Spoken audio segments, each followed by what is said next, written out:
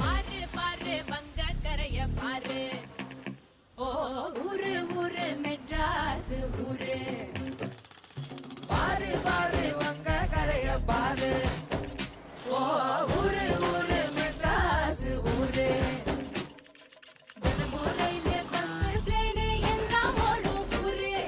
தினமும் இங்க கூட ஓடி ஓடாதேயும் ஊரு. பாரு பாரு வங்க கரைய பாரு, ஓ ஊரு ஊரு மெட்ராஸ் ஊரு.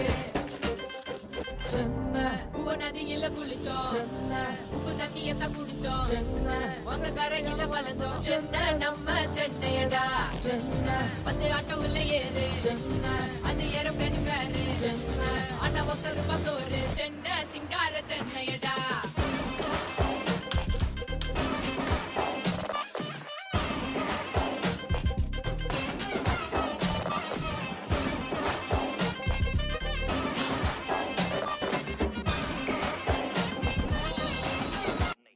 வெள்ளம் புயலு கொளுத்தும் வெயிலு எல்லாம் தாங்குண்டா.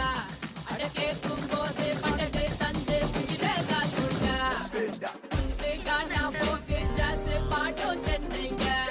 அந்த ஊரு விட்டு பிழைக்க வந்தா காக்கும் சென்னைங்க. ஜாதி மதம் எதுவுமே இங்க இல்லைங்க. இங்க இருக்கும் எல்லாருமே நம்ம பிள்ளைங்க. கருப்பு வெள்ளை காலம் எல்லாம் போய போச்சுங்க. கலர் கலரா மாறி போச்சு நம்ம சென்னைங்க.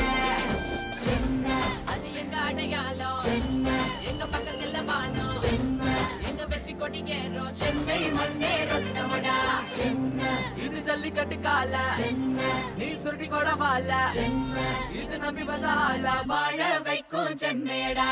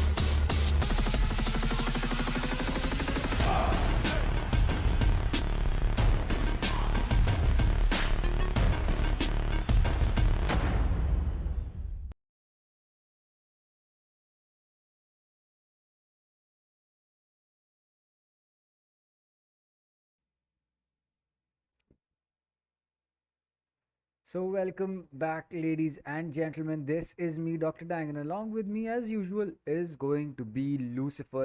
And we welcome you all to AMD Ryzen Presents Sky Esports League 2021, powered by WD Black, platform partner GoGame.live, connectivity partner Act FiberNet, and broadcast partner Loco. And well, how did you like that new intro video that you just saw? Because that was shot by Sky Cinemas.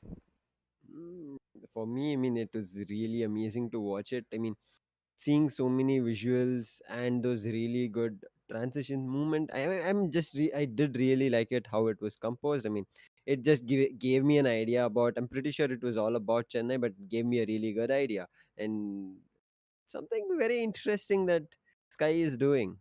That's true. I think that in terms of esports and in terms of professional movie shooting. Well, we've got everything here, which is why the studio setup on the English desk, or sorry, the Hindi desk, my bad, is going to be actually very, very cool. So if you haven't seen that, you can head over to the Hindi stream, check it out. And if you do want to see it, well, then you can watch the stream in Hindi as well.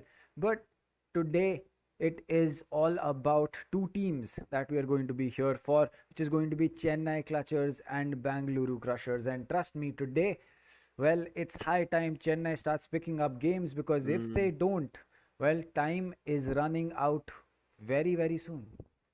It's high time, Dr. Dang. It's day 19. We are almost near halfway through the tournament. And Chennai is actually also halfway throughout their matchup that they'll be going. They'll be going for the sixth match today. And if they do not start bagging points, yes, they have been coming up, they have been working on it. But yet, unfortunately, they haven't been able to close out a lot of maps or even two maps in their favor in a matchup to get 2 points. But if they manage to do it today, that's what we are looking forward to. But one thing that we have to look forward to is Bengaluru Crushers are just coming from a loss against Punjab Pinnacle. So they do not want to give up any points. It's for both the teams that do or die. Initially, when the tournament started off, there were a couple of teams that we thought is really strong, and these are the teams that will be heading into qualifiers. But the current scenario today, the day 19, so many teams have just improved. Yesterday, we did see Mumbai Aces fighting off with Hyderabad Nawabs.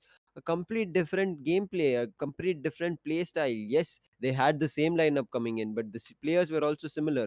But them playing it together so well yesterday, Hyderabad Nawabs had to go down, and 2 points Mumbai Aces took it up. So Chennai, I think they have something packed in their bag. Previously, they did show it against Hyderabad Nawabs in a match, but after that, the next immediate match, something was falling apart for them. And if they manage to gather those things today and make it a good game, they do stand a chance. But Bengaluru are coming after a loss. So I'm looking forward to who has a better day today.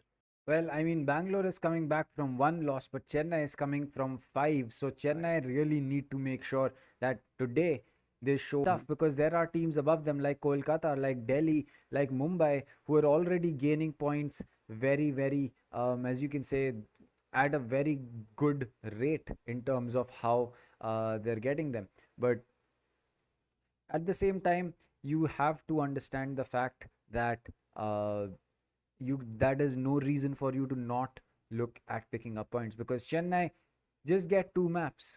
All that you have to do is make sure that you get two maps as a home team in a lot of games, especially today. Today is going to be a home team game for the side of Chennai, which means that they get two maps to pick for themselves.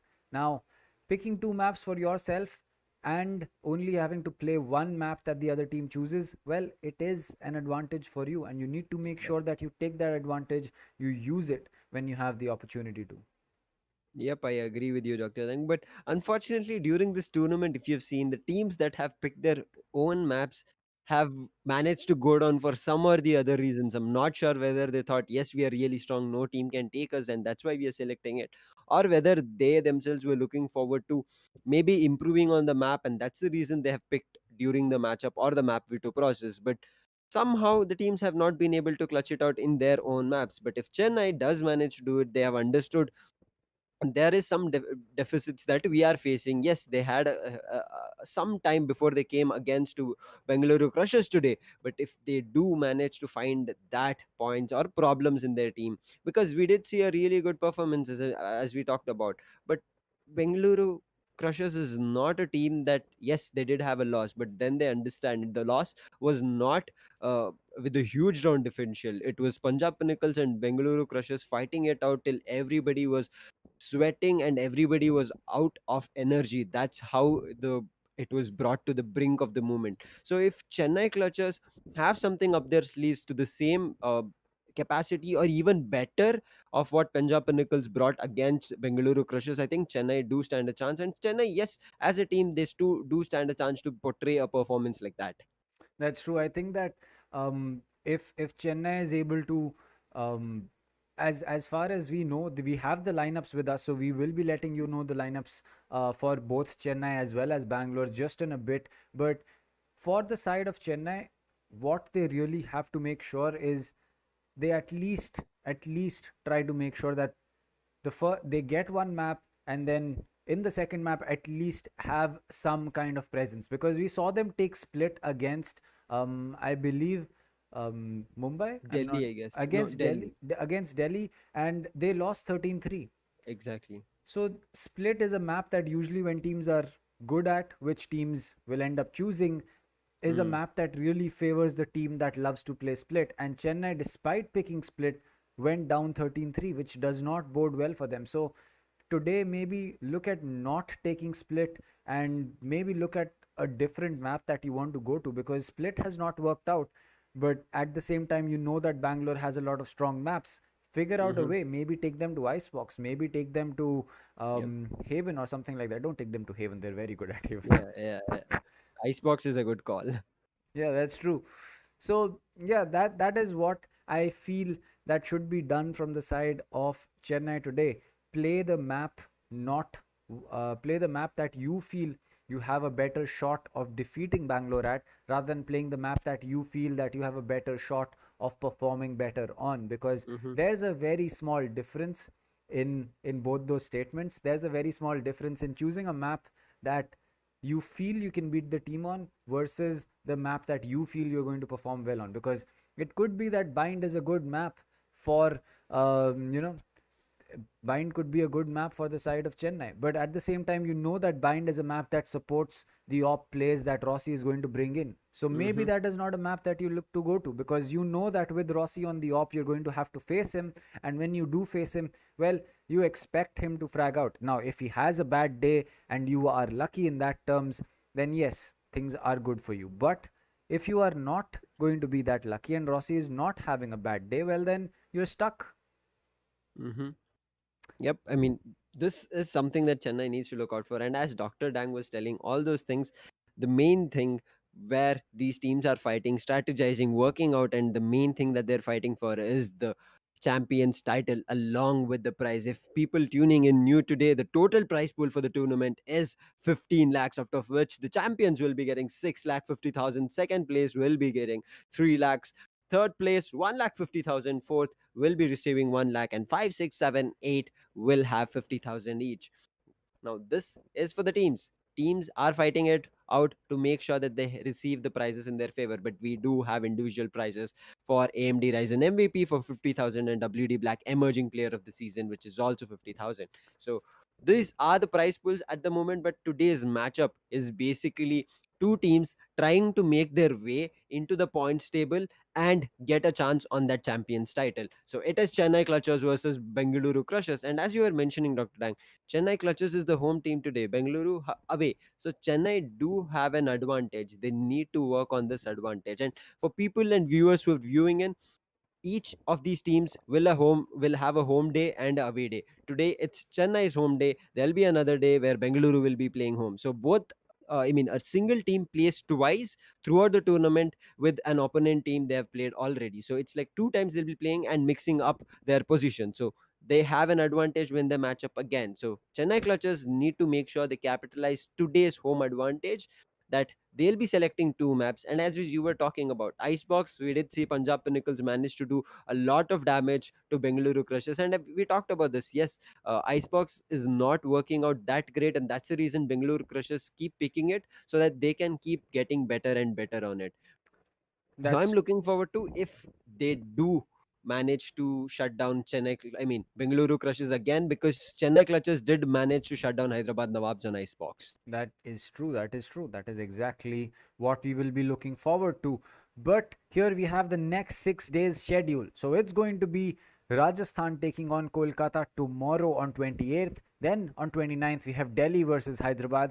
30th, we have Punjab versus Chennai, a battle of the underdogs. Both these teams will be fighting tooth and nail for the points on board that day. May 1st is going to be Mumbai versus Kolkata, a very, very interesting game to see, because Mumbai is on a roll in terms of how they have been performing recently. May 2nd, it's going to be Bangalore taking on Rajasthan, and again, a very, very interesting game that will be lined up for us. We'll have Mumbai versus Chennai as the second game that day, which will be a rematch, in fact. And May 3rd is going to be Rajasthan taking on Hyderabad, and again, that will be a rematch where Hyderabad will be looking to undo the, as you can say, the embarrassment they had when last time they played Rajasthan, because it was a clean sweep.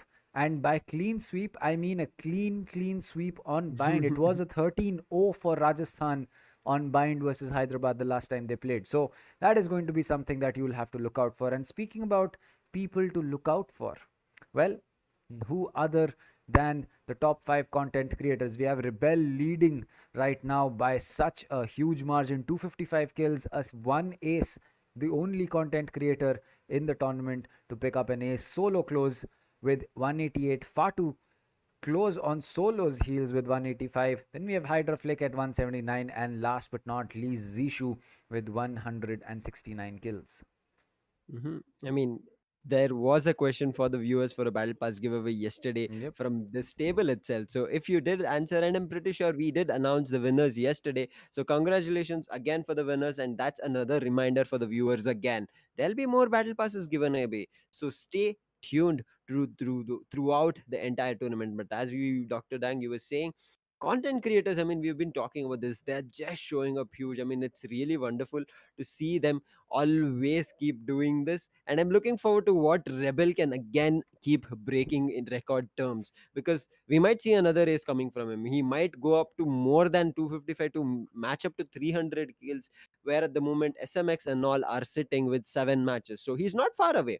He can do it, and he has been doing it with his skills as well as utility kills that he has been Yep. getting. So for now, I'm looking forward to what more damage Rebel alone as a content creator can do. Yes, there are other people who are showing up huge. Hydra Flick, initially not a great start, but after the previous match against Bengaluru Crushers, he was a completely different Hydra Flick. He popped off to be to if there's a term, it would be just popped off, because him getting so many kills was the reason that it was turning the match towards Punjab Pinnacles. And now, as we were talking about the content creators, it's the top five players, the pro players. Rafa with 7 matches, huge man. This guy is the heavy lifter for the team of Mumbai Aces. He has been doing all the damages. He's the one in Mumbai Aces that anybody and everybody at the moment fear, because look at that man, 375 kills. SMX is also with 7 matches. He's an initiator though, but he has 364 kills. Binks playing different roles with 7 matches, 326 kills. MW1 5 matches, 304. Badman 7 matches, 300 kills. At this moment, Rafa and SMX alone are having their fight on the MVP table. That's true. I think that um, for the side of Mumbai as well as Delhi and Rajasthan, they have MW1 up there with 5 games and 304 kills. That is a lot. But at the Mhm. same time, when you look at the roles that are being played by these players that you have, Badman, he's usually that support character. He's on the Cypher sometimes. I don't think we've seen him on the Duelist just yet, but still fragging out so much with 300 kills. Amazing. MW1's on that Rena most of the time. So seeing him up Mhm. here, that is not a surprise, as you can say. Exactly. Binks, he's been someone who plays the Raze, who plays the Killjoy, multiple roles. So understandable that he's up there. But SMX with the Sova, Mhm. I mean, Rafa's on top with 373 kills, yes, but SMX, same number of games played, almost the same number of deaths and 364 kills. With a Sova being the agent that he plays for every single game, or a Sky, basically an initiator, never on the Duelist. And Mhm. well, they have gone absolutely insane in the tournament so far. And as we can see, the points table in front of us, Delhi's on top with 11.5 points, Rajasthan's with 10 points, Hyderabad with 8.5, Mumbai with 8, Bangalore with 5, Kolkata with 2.5, Punjab with 2, and Chennai, well, today they have that chance to open their scoring for themselves, as they are still on 0. So if they take down the side of Bangalore, well, it will be a great start for them. But for Bangalore, this win is still not going to let them be in the position where teams are going to qualify, because the top four will be the ones that qualify. And even if Mhm. Bangalore wins today with 2.5 or 2 points, they're only going to be sitting at 7.5 at best. So they're still going to be fifth. Yep. I mean, 7.5, but it's a start to rolling on points, because Yep. teams, there are more matches. Bengaluru, however, is their fifth match today. For Chennai Clutches, on the other hand, The sun is on top of the horizon. It's their sixth match coming in. 0 points is not somebody that should be looking out for. But as we talk about the teams are on teams that players that are playing in each teams are Chennai Clutchers. They have Koki, AEZ, Zoid, Kubricks, Midfield, Bones, Killua, Zishu, Chobes, and Rickshot. All these players, we have seen them through this tournament from day one. Each of them really well in terms of their players, in terms of skill set, in terms of what agents they play it really well. But we have been seeing that Chennai at certain times during some matchups, the team game is where they lack a lot of this. And we understand this tournament is not only about pro players, it's a mix of a content creator along with four pro players. That is a must. So that's where I think they are finding a little bit gelling problem, where there is a must of one content creator irrespective of number of pro players. There should be one content creator in minimum, and that's the interesting part of the tournament. If it's pro players all playing throughout the board, we understand there is so many really good players and they will try to close it out as soon as possible. But adding this content creator is where things get interesting. That is true, and I really feel that um, when we have the kind of teams that we have in front of us, Hellranger, Skills, Rossi, Kapas, Salbatic, Tito, Godvexy, Mayokin, Snacks, Snorlax, Mizu, and Lightning Fast, well, you can't really you know ask for too much from the other team to perform. But as we speak about that, we do have the lineups for both these teams. So first, let's go over Bangalore's lineup. So today it's going to be Snorlax, Rossi, Skills, Vexy, and Mizo who are going to be playing. So a new lineup coming in from the side of Hmm? Bangalore. Only two professional players in there, Rossi and Skills. So this is going to be interesting to see how they perform without Kappa, without Hellranger, without the support systems that they usually have in terms of their play. And when we look at Chennai, we have Koki, Kubricks, Rickshot, Chobzi, and Zishu. So, well, a similar lineup to what they've played usually, and we are Hmm. hoping for a very, very close game between both these teams. But as we said, the map veto is up in front of us. Chennai, the home team, Bangalore, the away team, they have the maps right in front of them. Ascent's going to be the map that we will be going to first, followed by Icebox, chosen by Bangalore, and Split to finish it off. I am not sure about the maps veto coming in for Chennai. I understand they might be thinking this is what you mentioned, Dr. Dang. You might be good on a map, but is there a chance that you are better than Bengaluru? Is what the question that Chennai needs to ask them, because any team can be better when they in general play with somebody, but it's the matter where are you better than what Bengaluru Crushers are bringing in? Because Bengaluru Crushers, yes, it might not be the usual lineup coming up today, the five players, but they are really strong on Ascent. If you've seen, they've changed their metas in Ascent, they've changed their routines in Ascent. Yes, they did manage to go down to Punjab Pinnacles, but it was not a close matchup. So on Ascent, I think Bengaluru Crushers are a bit stronger, and if Chennai is picking up, I think they should have something better on their up their sleeves. But Icebox coming in for Bengaluru, I did think about this. They might go it, they might choose it again, because Bengaluru Crushers, you understand what kind of a map Icebox is. It is one of the maps that there is a lot of flanks, lot of openings that they should be aware of. If not, they'll be shut down. And yes, Bengaluru Crushers have been failing on that a couple of times and matches, and that's the reason they've picked it during this tournament, so that even though they manage to lose out on Icebox, they want to get better on it, because we understand pro players keep bringing different play styles, and Icebox, there is no one style that works. You need to keep changing it and fast as possible because of the number of openings, flanks available. But Split coming for the side of Chennai, again, I'm getting a bit wary about it, because on Split, Delhi Dragons managed to shut them down with a huge round differential. It was not at all small. So I'm not sure why Chennai have gone for the two maps that might not work out for them. I understand you're trying to get better, but the things to bring about is the maps that you are best on. On Ascent, I'm not too sure about how Chennai functions, but I know about Bengaluru Crushers. Split, we did see how Chennai functioned. So I'm not sure why these map veto processes come through for Chennai. I'm not sure if this will work out in the side of Chennai Clutchers today. I agree. I think that for Chennai, this is going to be, as we said, a very important game, and it's also going to be a very, very, as you can say, um, not just an important in terms of the points that they need to take, but a very important game in terms of team morale as well. Because Mm-hmm.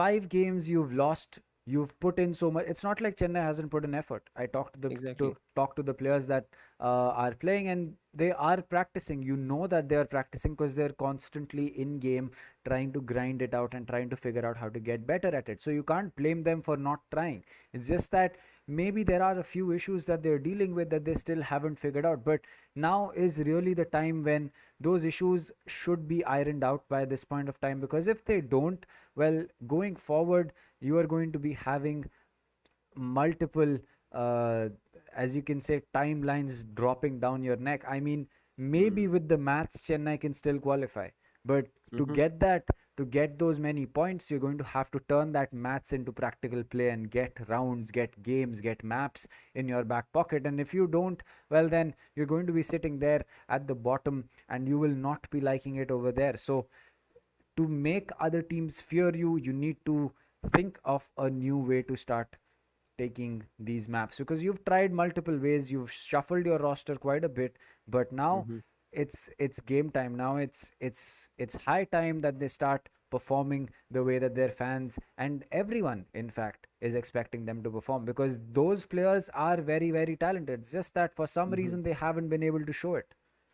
Yep. I mean, as I was thinking about the map veto coming in, I just wanted to understand the gameplay of Chennai, and then I realized Bind and Heaven are two maps that have not had a great footing for Chennai. On the other hand, Ascent and Split, yes, sometimes Zishu popped up, sometimes Koki popped up, and I think that's the reason Kubrick's popping up in between. I think that's the reason they've picked this. I hope they have capitalized on those scenarios where Zishu, Koki, Kubrick's, and all the other teammates, Rickshot, had a chance of popping off. So if that is the strategy coming in from Chennai, it should be something that Bengaluru worries about, because Bengaluru on the first map of Ascent, it is something you realize, right, Dr. Dang, walking into the wounding grounds that some other team played previously. Bengaluru managed to lose that map. They might be coming in stronger. So it is a wound that is healing for Bengaluru Crushers, because it was just too close for any of us to let go. So Bengaluru Crushers are walking to the first map that they lost previously on overtime. So if Chennai manage to do something, the wound will just get bigger for Bengaluru Crushers here, and they will then start understanding the capacity of the teams that is coming through as we are progressing through the tournament. For Chennai, however, on the other hand, I do not have any doubts on their skill set. As individual players, as you mentioned, they are really well. They have been playing individuals really well. And the team game is where we are lacking sometimes, because the comms coming through for them certain times is completely out of surprise. We have seen certain times when Zishu is taking on a flank, there is AZ or Zoid who would be on the other end watching his back. But all of a sudden, when they get taken out, I'm not sure if Zishu gets the call or not, because immediately Zishu's backstab is open and he gets taken down. So these kind of little mistakes happening from the sides might be the reason where Chennai might be going down. But walking into Ascent, I think they have something to make a comeback here and put Bengaluru again down. That is true. And as we speak about Ascent, now is the time for us to get, as you can say, um, the predictions in. So we have the lineups in front: Drick, Shot, Koki, Chobzi, Zishu, and Kubricks, while we have Rossi, Mizo, Godvexi, Snorlax, as well as Skills in front of us. And well, we are going to be having a very, very great game. But Lucifer, who do you think is going to be taking Ascent? What do you think is going to be the scoreline? And I really want chat to put it in, put their predictions in as well. Personally, I feel, or rather, I hope that it's going to be Chennai taking a win. But if I really need to put, if I have to put down a scoreline, I'd go for a 13-9 for Chennai. But Mhm. again, it's going to be difficult, but I really want them to start picking up games now, because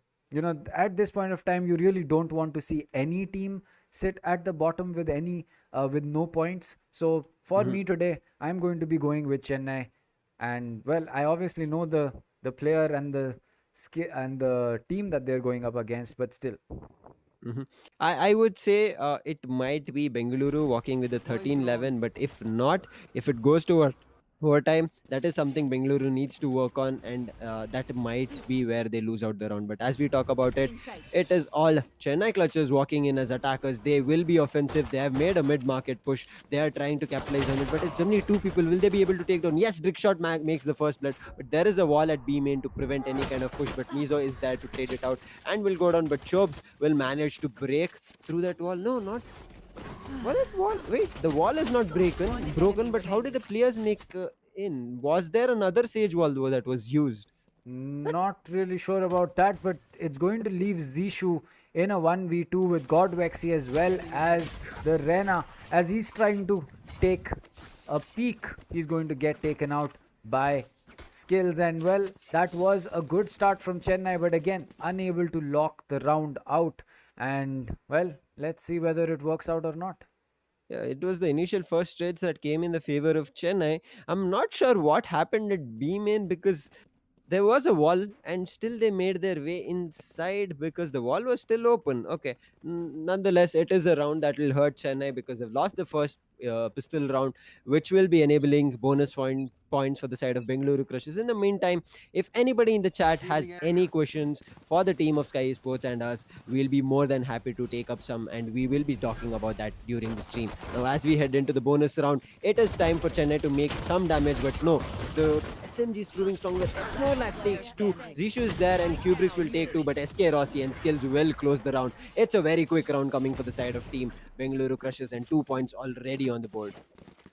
Well, yes, 2 points or rather 2 rounds on the board for Bangalore is what we're going to be starting off with. But it was the pistol and then the bonus, so you cannot blame Chennai again for not being able to pick it up. But now, as the full buy rolls in, this is going to be a round that they will have to take, because things will get only more and more heated up from here. And as you can see, if you can pay close attention to that scoreboard, you will see that there is a player called SK Rossi who's picked up a gun which has a very big barrel with a half shield.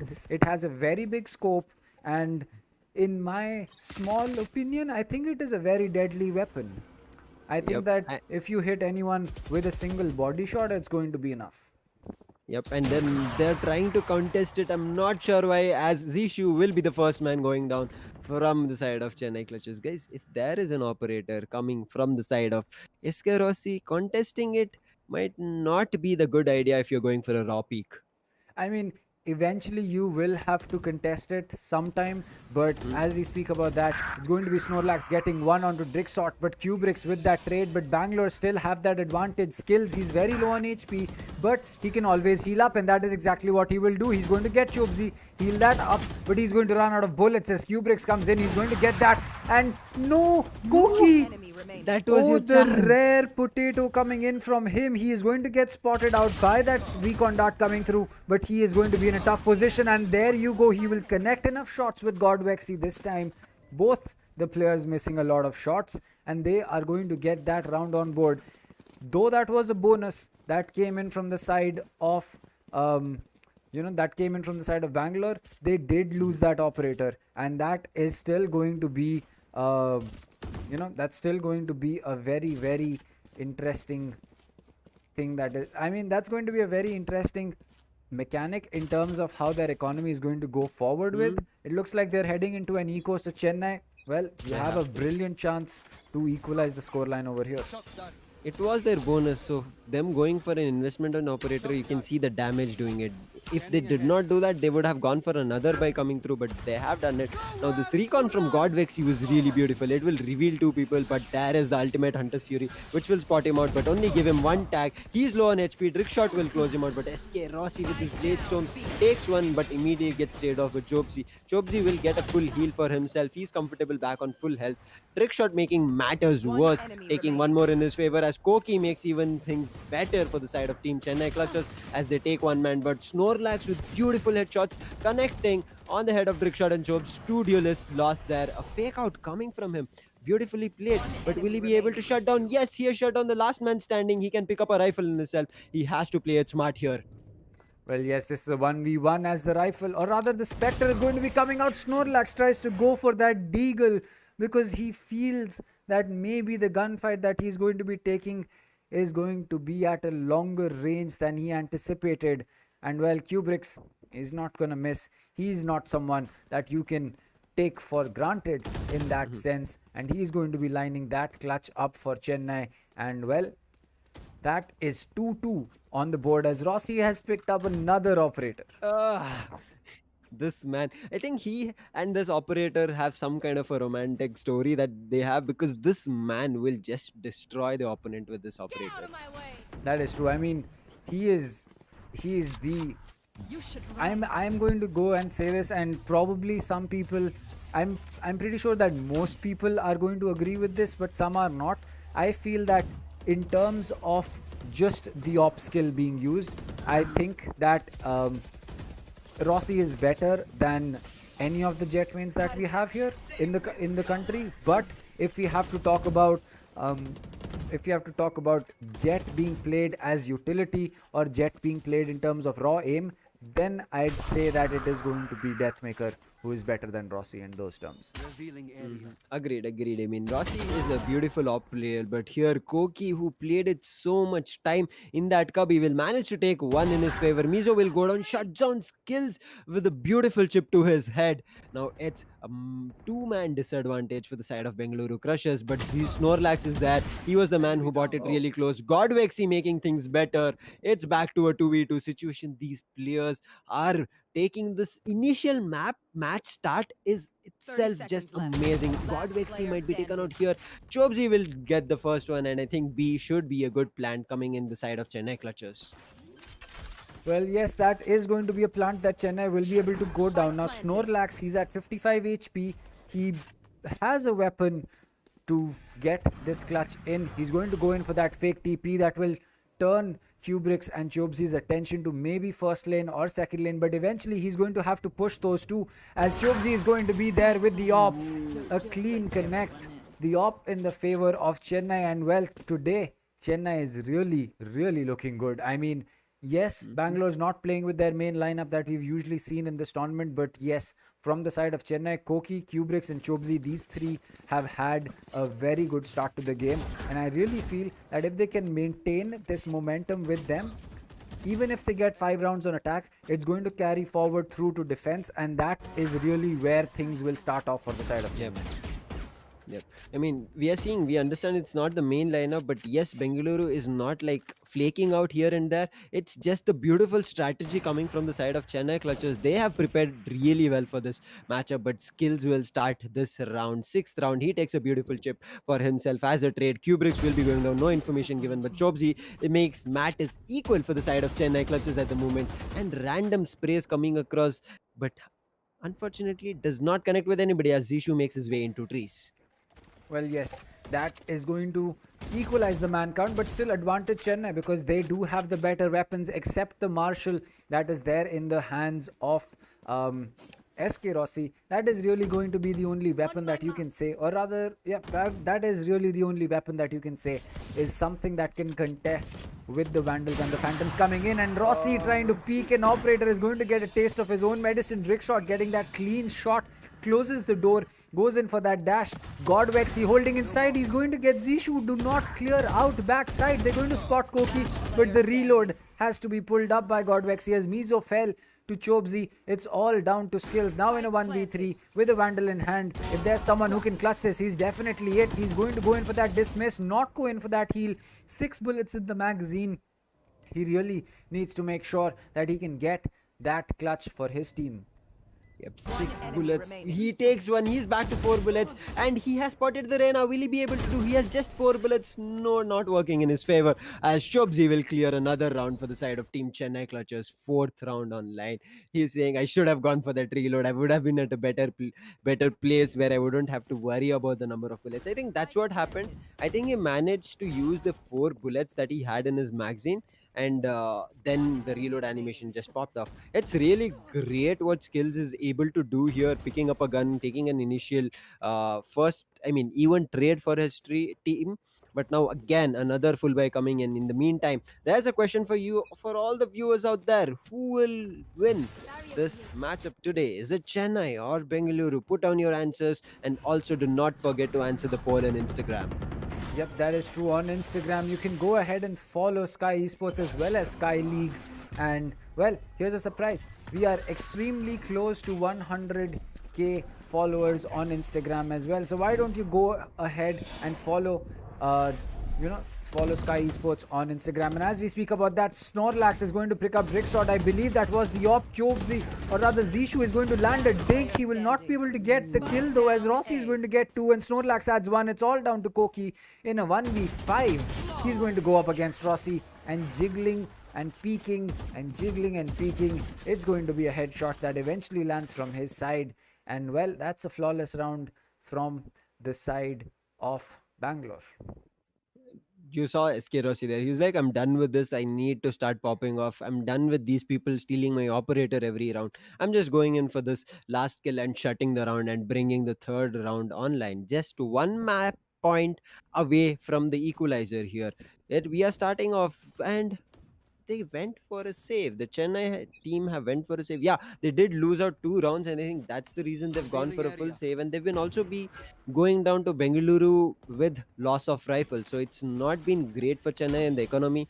It's a good call from the side, but they would have to play it smart because their eco in the pistol round is also really good. They have 2 ultimates available. They still have uh, the 2 ultimates, but in the meantime, I was trying to talk about that. The SK Rossi will make a lot of damage, and Snorlax picking up 3 kills for the side of Bengaluru Crushers.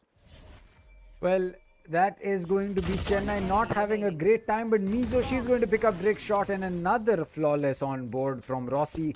2-3Ks back to back from this man.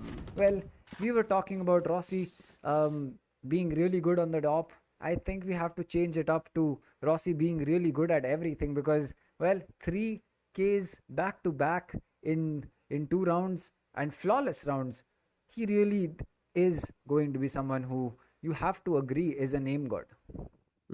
I mean, we have seen SK Rossi. He is really crisp on what he lands, irrespective of the number of shots he throws. He lands. Yes, at certain times, everybody, even the top-notch players, manage to whiff it out a little bit. But SK Rossi here in this tournament is so crisp on what he does. He has been making that advantage for the side of Bengaluru Crushers. I would say this man, give him an operator, give him a pistol, give him anything that is there. He will he's that aggressive player from the side of Bengaluru. I mean, we have seen Jets being aggressive, but this kind of aggression from SK Rossi is completely different. His aggression is out of the board. He's like, no, I. His team would have a different strategy, whereas SK Rossi tells, no, I need a recon out here. I want to know the location because I want the first trades coming in through. He has his own mind. He will ask. It's not like that he goes in blindly to take up those skills. He tells his team, he tells that I'm going to make this kind of a gameplay and then make my way back as I take a couple of kills. So a player individually doing that is really good because he's still working with the team. It's not that he's going in alone. That does not mean that he is not using his team's callouts or comms. He's making sure certain times it happens there'll be a 5-man stack at a side, because of which SK Rossi, even though he uses utilities to get to that position where he can get a couple of kills in his favor, but seeing 5-man, he'll understand it's very difficult to fight. He might go down there, but that's an information received for his team. So he will be playing in that manner as well. That's true, and I think that how really Chennai should be dealing with the onslaught of Rossi right here is what they have done so far in these 4 rounds. They've prevented either the op coming in his hand, and when they did get the op in Rossi's hand, they made sure that they didn't try peek, except that one time where Zishu got caught off guard when Rossi pushed in with the Sova from B main. So I think that if we are going to be seeing something go forward from this side for Chennai to really make this work, they need to make sure that Bangalore's economy is not good enough to afford an operator, and even if it is just on the edge of affording an operator, make sure you get it off his hands as soon as possible, because yes, he's still fragging with the Vandal in his hand, but you give him the op, he settles into peeking with the op, you're going to have a lot of problems. And as we speak about that, you can head over to any of these platforms, YouTube, Instagram, or Twitter, and ask questions to our casters and our analysts with the hashtag AskSkyEsports, and we will definitely be giving you the answers to your questions. Or you know what, even if you do not have a Twitter account or any account, just put it in chat. We'll definitely give you the answers to your questions. As we speak about that, the round has started off. So the Hunter's Fury is on board from the side of Chennai. It is going to be a dash coming in from Drickshot. He's going to make his way in towards side, but Zishu not paying attention to Heaven as Snorlax is going to get two. Skills will join that party. He's going to get another one for himself. The Recon Dart will get taken out, and Chennai, that's such a big overlook, as Skills is going to get Koki and Rossi is going to get Kubrix. It's 3 flawless rounds in a row. But I'm not sure they're letting Bengaluru. This is what we are talked about. Bengaluru understand what is coming through, and Snorlax playing from that position. Even though Drickshot rushed, I understand him being there to the generator. There should have been support coming for his end from the main at least. But that not happening. Managed to Drickshot going down. Then the next people coming in was just a lineup for him, because he knew he had a clear vision of the number of players entering the site. He saw Drickshot coming in. There was nobody else yet who made their footing on the side, and he took it down. Then he was more than happy to make even more shots and kills. But here Zishu lands a really good crisp on SK Rossi, but Skills is there to make even trades for his team, and Vexi as well, who will shut down Zishu. And look at that push coming in from Skills here at mid. He will take one on the wall. He might be able to shut one more down, but Koki finds that fine edge and takes the last shot, and he is the last man standing. I think he is getting boxed very soon from all the 3 players left from the side of Bengaluru Crushers. Well, Koki, he is very capable with that Sheriff, but right now it's going to be Snorlax who comes out on top. He is going to land that headshot, or yep, that was a headshot that landed from his side, and well, no chance for Koki to clutch up. Bangalore up to 6, 2 rounds left in this half. Chennai, if you can pick up even 1 round right now, I think that it should be a very clutchable game for you going forward, because if you win that, as you know, like if you win your pistol round when the half happens, well, then you will be at a very distinct advantage, because you'll be able to pick up 2 rounds from there, and we know how the maths works. We don't have to tell our viewers exactly, well, you know how that maths works. But as we speak about that, it's going to be a shock dart, or rather both the shock darts getting placed. Rossi, he's pushing up, and Koki, what bad timing. Oh no, he is... Oh, that is gonna hurt, because he was watching that angle for so long, as Chobzi through the smoke is going to put an end to Snorlax's life. Use that dismiss, make his way into its side, but Skills, he's right next to door. He spots that door being closed. He knows that Kubrix will be going in for that plant. He's waiting. Kubrix is going to stick that, but as the peek comes in from Mizo, she's going to pick up that kill, but an instant trade from Drickshot. The door is still closed. The shock dart for Heaven is going to make sure that it's all down to the players from the back. And that's a surprise and a half from Rossi. He's going to come in with a 4K for himself. And that is why Skills was holding off, my friends. Skills did not hold off because he was baiting his teammates. No, he was waiting for Rossi's flank. And well, that is definitely going to hurt them. As Shaurya's question is, do you think Mumbai need to get a proper sentinel in their team? Lucifer, you can give your opinion first, and then I can give mine as well.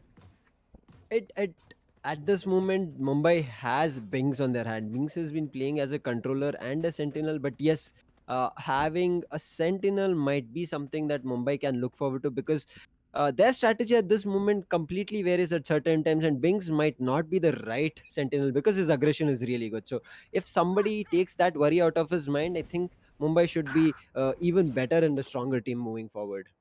I agree. I think that You should run. if we are going to be seeing Chennai have a chance at this, they really need to make sure that they pay attention to what the play style of Bangalore is. And it looks like this round they've kind of figured it out. Koki coming in, he will miss his shots. Godwex, he collects that kill. This could be again very clutchable, but Drickshot is going to come in from the back, get Godwex. Mizo with the... Oh, that's unfortunate. Mizo with the resurrection onto Skills, but Chobzi was right there, and he was able to Switching lock out sides. both. 7-5 split, very, very workable for the side of Chennai, and I really hope that they keep this advantage for themselves. This pistol round is going to depend a lot on how they play this out, and well, if they do it properly, well, it could be a first map for the side of Chennai.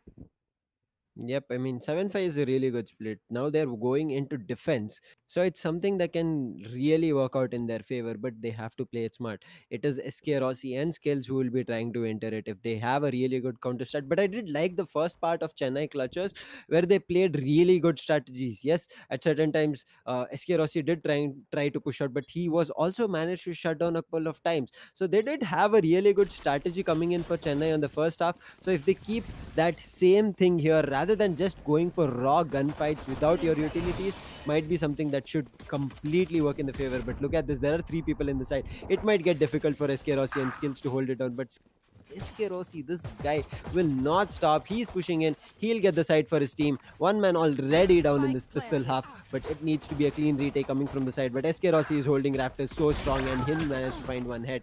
But there is an instant trade. In the meantime, Skills has already done more damage, along with Mizo picking up another kill, leaving Chobs all alone. Nothing to do but go down again in the hands of Skills. 8th round rolling in for the side of Bengaluru Crushers. Well, that's tough. That should have been a round that Chennai should really have locked out. But still, it's going. I mean, they can still kind of force. Maybe I think that maybe forcing at this point of time could be a good option for them. But it looks like they're not going to be doing that. As we have another question, since a new update is going to come in Valorant, which is the coach mode for both the teams. So my question to Sky Esports is that, are you going to adapt the new update or going to stick to the old one for the ongoing tournament? Well, I believe that Yash, we are going to be shifting over to the new update, because once a new update comes out, the old client of Valorant is not something that you can play anything to do with online activity, which means that the only situation, or rather the mode of game that you will be able to use for yourself will be the practice arena, which kind of makes it redundant for competitive games, which is why, yes, I do think that we will be going over to the new version of Valorant. Now, coming back into the game, Rossi with one onto Zishu. Chobzi gets Zishu. Oh, sorry. My bad. He doesn't get Zishu. He gets Rossi, and the Skills comes in with a trade. And as we speak about that, Skills with one more. Kubrix, the lone man standing. He picks up Mizo with the frenzy, but his position's called out. And Godwexy will be able to lock it out. And well, that's a very cool Spectre. I mean, the team is working on it really well. Chennai trying it out, going for that round where they did go for a save. I think was a good call, because it's not your double digits, not something that they would have to worry about. Because before we start, this is a message to all the people out there, the viewers watching. The pandemic is happening, so use masks, maintain social distancing, use hand sanitizer, and in certain places there's curfews and lockdowns going there, so please abide by the rules and stay home. Why do you want to miss such a good tournament happening here? Because Chennai Clutches seem to be bringing something new here. Yes, Bengaluru have some answers, but it's not far away. They might be getting it very close. So stay safe, stay home, and make sure you, in the meantime, if you have so much spare time, why not try your hand on a pro tournament? Exactly. I mean, what more do you need at this point of time? You have Sky League going on, you have a new patch in Valorant coming out. Why would you want to go out in any which ways? I mean, you're gamers are supposed to be staying at home. We are the ones that should be telling others that you can do everything while sitting at home. But right now, sitting at home is where Chennai and Bangalore are. Chennai is the home team, Bangalore is the away team, but still they're sitting at home and making this work. And Rossi is going to come in. He's really someone that you have to know how to deal with, because no one has figured that out just yet. Drixot with one. He's going to use that dash to get away, but Snorlax lands the headshot with the Spectre at that range. That is good recoil control coming in from him. He's going to get one. Kubrix is going to lose a lot of HP. The spike is going to get planted. The recon comes out. This will reveal a lot of locations. He knows where Mizo is. He's going to try and get that kill, but Rossi is the one who is going to be surprising him. He's going to land that shot as Koki picks up one onto onto Mizo, but Rossi and Snorlax to finish it off 10-5 for Bangalore. And despite having a full buy that they should have taken, it's going to be some time before they are able to lock it out for themselves. It's double digits coming online. I think Drickshot, after getting a kill, should have just backed out because his team was yet coming through. It was only Kubrix who had made his way into Rafters. There were still four more people who had to come in. And I think there was also a backstab. I'm not sure. But Trees was also being taken over. So should have waited there after getting a pick and an even trade in their favor. Maybe it would have been a good situation, but I think it's another eco for the side of Team Chennai Clutches, where double digits online will just make matters worse as the rush is coming into B. As SK Rossi will be the man starting it off, but Kubrick finds a beautiful head. He smacks it out of the board, and Snorlax is there to make an even trade and get back the man advantage in the favor of Bengaluru Crushers now as they make to do something. SK Rossi is just looking for those kills. He does manage to spot someone, spray some random, but then finds the proper head and take down Zishul. But look at Drickshot's positioning. He has made the changes, but SK Rossi is going on a killing spree, but Skills is there. He will take the last man down, getting 11th round online for the board of Bengaluru Crushers. Well, that's tough for Chennai. That's really tough for Chennai. They should not have been in this position, but looking at Rossi 26-10, oh boy. I mean, he's really feeling it right now. He knows that he doesn't have Kappa, he doesn't have Lightning Fast or Hell Ranger to give him the support that he usually gets, but he's making it work with this new team that has not played so much with him. I mean, Mizo, Godvexy, these are not players that we've seen play with Rossi so long, but Chobzi and Zishu going to get one, Zishu with another one, Rossi getting one for himself onto Koki is going to be the entry on the other side of B. But Rossi, he's not going to stop, he's going to spot Zishu, he's going to spot Chobzi. Will he get the Sova here? Yes, he will. He's going to get Kubrix as well. Can you stop popping heads like that? Is that possible? He's finally going to get shut down. And this is a very clutchable clutch that should be coming in from Drickshot. It's Mizo with the Sage and the Vandal. But no, it's not going to be a clutch because Mizo is going to land that shot and get that kill for herself. What a turnaround from Bangalore. Oh my god, yes, Chobs and Zishu managed to do a kind of mode on at mid, but SK Rossi going on his own trail, making the path for the side of Bengaluru Crushers. Yes, it looked like a 2v1 situation, but Drickshot did manage to get it back to 1v1, but it was a very good, smart wide swing to just get information for Mizo, because of which a shot was shot through from that operator, and the reload was imminent, and then coming realigning for Drickshot is where Mizo was ready with a beautiful head that was just dropped down from the side of Chennai Clutches. But now again starting off, it's a match point rolling in. Skills will start things off. Now Drickshot is the man who will be going down. It's a man disadvantage, but Zishu is there to make even trades. He's playing from Rafters. Skills is looking forward for as much as Skills. He's going on the spree this time, just like SK Rossi. He takes one, but there is a trade coming again. No, not a trade. Snorlax takes one for himself. A beautiful ult or picking up for the side of Skills, but he misses so many shots. But SK Rossi here with his blades on the wall will try to do some damage, but no, the spike is already down. It's the last man standing. Kubrix is so low on HP here, 30. He picks up a Vandal. Snorlax is playing in Rafters. He's looking towards side. He can be caught off guard, and if it does not, he changes his direction and closes the match. First map coming for the side of Bengaluru Crushers. What a good gameplay coming from Rossi and Skills here. And the other people just made it just an advantage. Yes, it was not the usual lineup, but I think that was enough for the side of Team Chennai Clutchers to get flustered. I mean, that one round from Rossi, that's actually cyberbullying. I mean, that was next level. That was something that you really need to see, because oh boy, oh, what a way to turn it around. Like that surprised me. I was like, okay, he got the kill on Koki. It was like, fine. He got Zishu, understandable. But then Chobzi and but then Kubrick's. Kubrick's like, and Kubrick's is someone who has absolutely insane aim. Like he has actual insane aim. If you've seen Kubrick's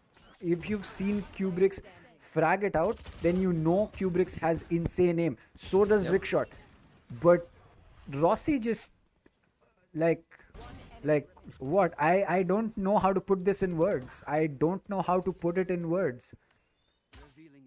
I'm not sure if he's using some different mechanics altogether, whether he's playing with the mouse and keyboard that all the players do, or whether he has something like a ball that he's like pushing it as a W button where he's just running through people and spraying it on their face. Yes, initially, as the match you were talking about, he did take a pick on Koki, moved to the market, took order on Zishu, but the last two people were a little bit too far, but still controlling his fire rate and managing to get those beautiful headshots.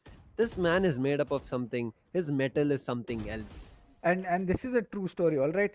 I've seen Rossi keep his calm when he's taking gunfights like that you see a lot of players ending up spraying when they miss their initial shots with the Vandal, but Rossi, he went for those taps. And whenever I play the Vandal after casting Rossi's games, I'm like, yeah, this time, you know what, I'm going to keep my cool. I'm going to start thinking like Rossi, and maybe, just maybe I might just be able to pick up a few things. Maybe I'm able to get more kills with the Vandal.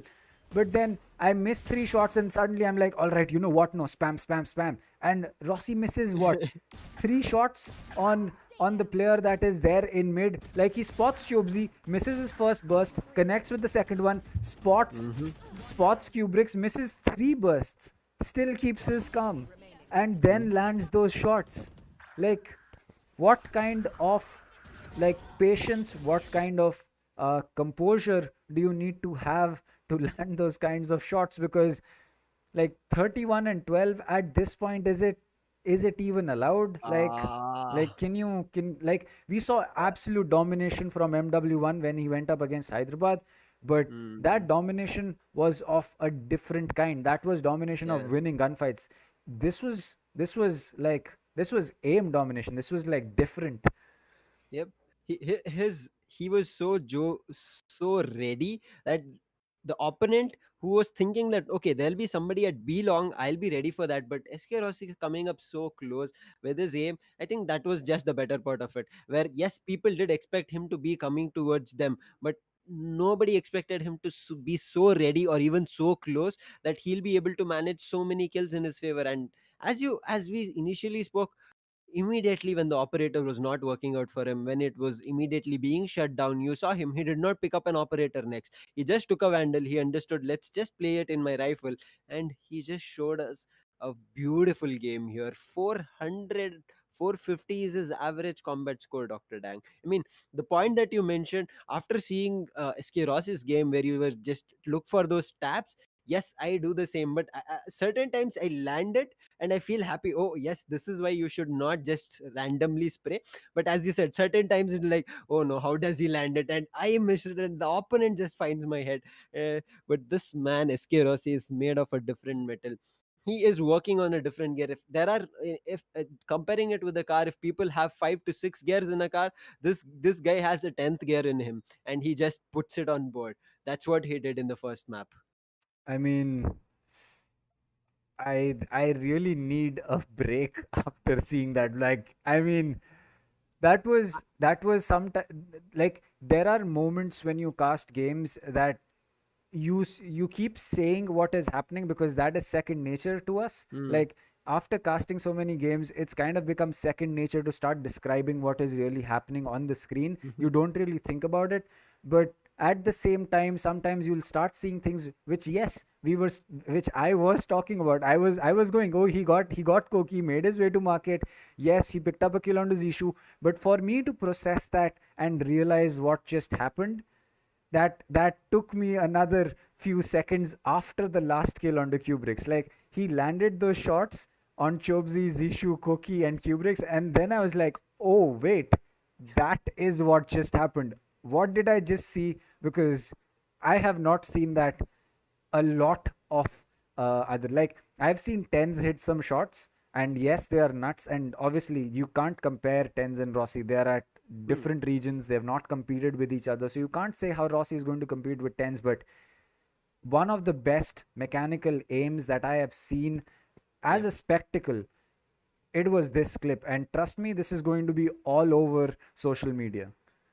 I mean, SK Rossi, I'll say he's one of the very good mechanical players here in India. His thought process, his aim is very crystal clear. He either hits those in headshots, he'll be ready for it. If he misses, he knows that he missed it and he knows why he missed it. For somebody to recorrect themselves and make sure they come back during a game duel, during a gunfight of one on one or one on two, to make sure to make his change pace. That's better. I mean, I found a good analogy. He's the Fast and Furious of the Valorant scene in India. That's what I would say. He's like the Rossi is like the Vin Diesel of Valorant in Exactly. India. He's like, you know what? You messed with us. Let me show you Yeah. what we can do. And really, it's something that you can't. Again, you can't blame Chennai for what happened in that round. It's not a mistake from the players of Chennai that happened, because yes, maybe they could you could say that maybe Koki pushing out is something that should not have been done. Maybe Hmm. Zishu should have realized that, oh, a market push is something that can happen. Um, you know, maybe maybe you can say Chobzi should not have missed his shots, or uh, Kubrix has so much time to get that head that was being popped up by Rossi. But then you look at it from his perspective, and then you realize that what could you really do? I mean, if after missing two shots he is able to land that headshot with the Vandal, then you can't really blame anyone for it. Because if Rossi missed those first two bursts, it's probable that Chobzi and Kubrix could also have missed those Hmm. bursts. The difference is that Rossi landed the headshot. Because in a parallel universe, maybe Chobzi got that kill onto Rossi, or maybe Koki pushed out and got that kill onto Rossi. But you have to agree that the spectacle that you just saw from him there, that was that was top level plays that we have seen in the league so far. He's on a spree. I would just call it that. He's on a spree of whatever he's doing. He's feeling himself. He's been just popping off throughout this tournament. It's not today, it's not yesterday, or it was not in a previous some other day. Any agent he played in this tournament or any day, he has been making plus 20 kills for his team. And I mean, he's a really good player. In, as you were saying, Chennai, I wouldn't blame them for doing or whatever just happened. They had really good trades coming in their favor. They were turning the tides around, but unfortunately, they at a point we can understand there is SK Rossi who has a better raw aim and game sense, that he'll be ready even for a wide swing or something. You can only catch him off guard if you prevent him his aim to change from a location. Just imagine if when Zishu picked him at B long, excuse me, when the operator was coming through from SK Rossi, if Zishu would have peeked him either with a dark cover or a paranoia thrown at him, then yes, Zishu would have a better chance.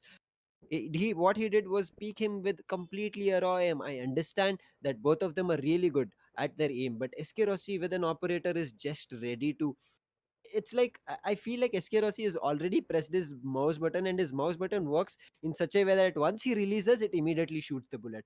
I mean, I'm not sure how he works that out, because as soon as he saw Zishu, yes, Zishu did also spray on his head, but connecting it so fast for SK Rossi, there is just the slightest uh, opportunity that SK Rossi needs. He just needs that.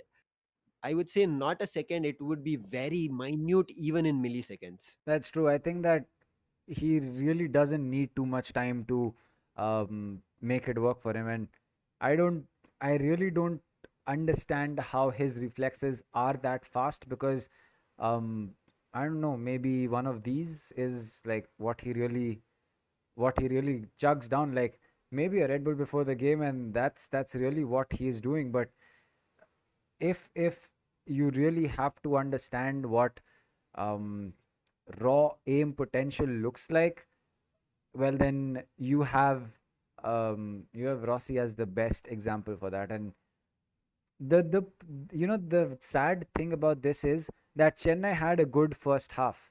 Chennai Yep. had a very good first half for two reasons: that they played it smart. They kind of stopped Rossi from getting onto that op roll, and really doing what Rossi does. They kind of forced Rossi to play the Vandal because there wasn't enough money on Bangalore's side in consecutive rounds to make that work for them, to consistently get that operator. They did it twice, and then they suddenly realized that there's no point because Chennai is countering that operator really, really well, which is good play from Chennai. But then attack rolls on for Bangalore, and Rossi is just like, it's like you are like, you're a small car and Rossi is a train. You're stuck in the middle of the tracks. You're trying to make your way out of it, but your car won't start. And then, well, that's really what Rossi just did on attack. Like, roll swap happened. I don't know what he had.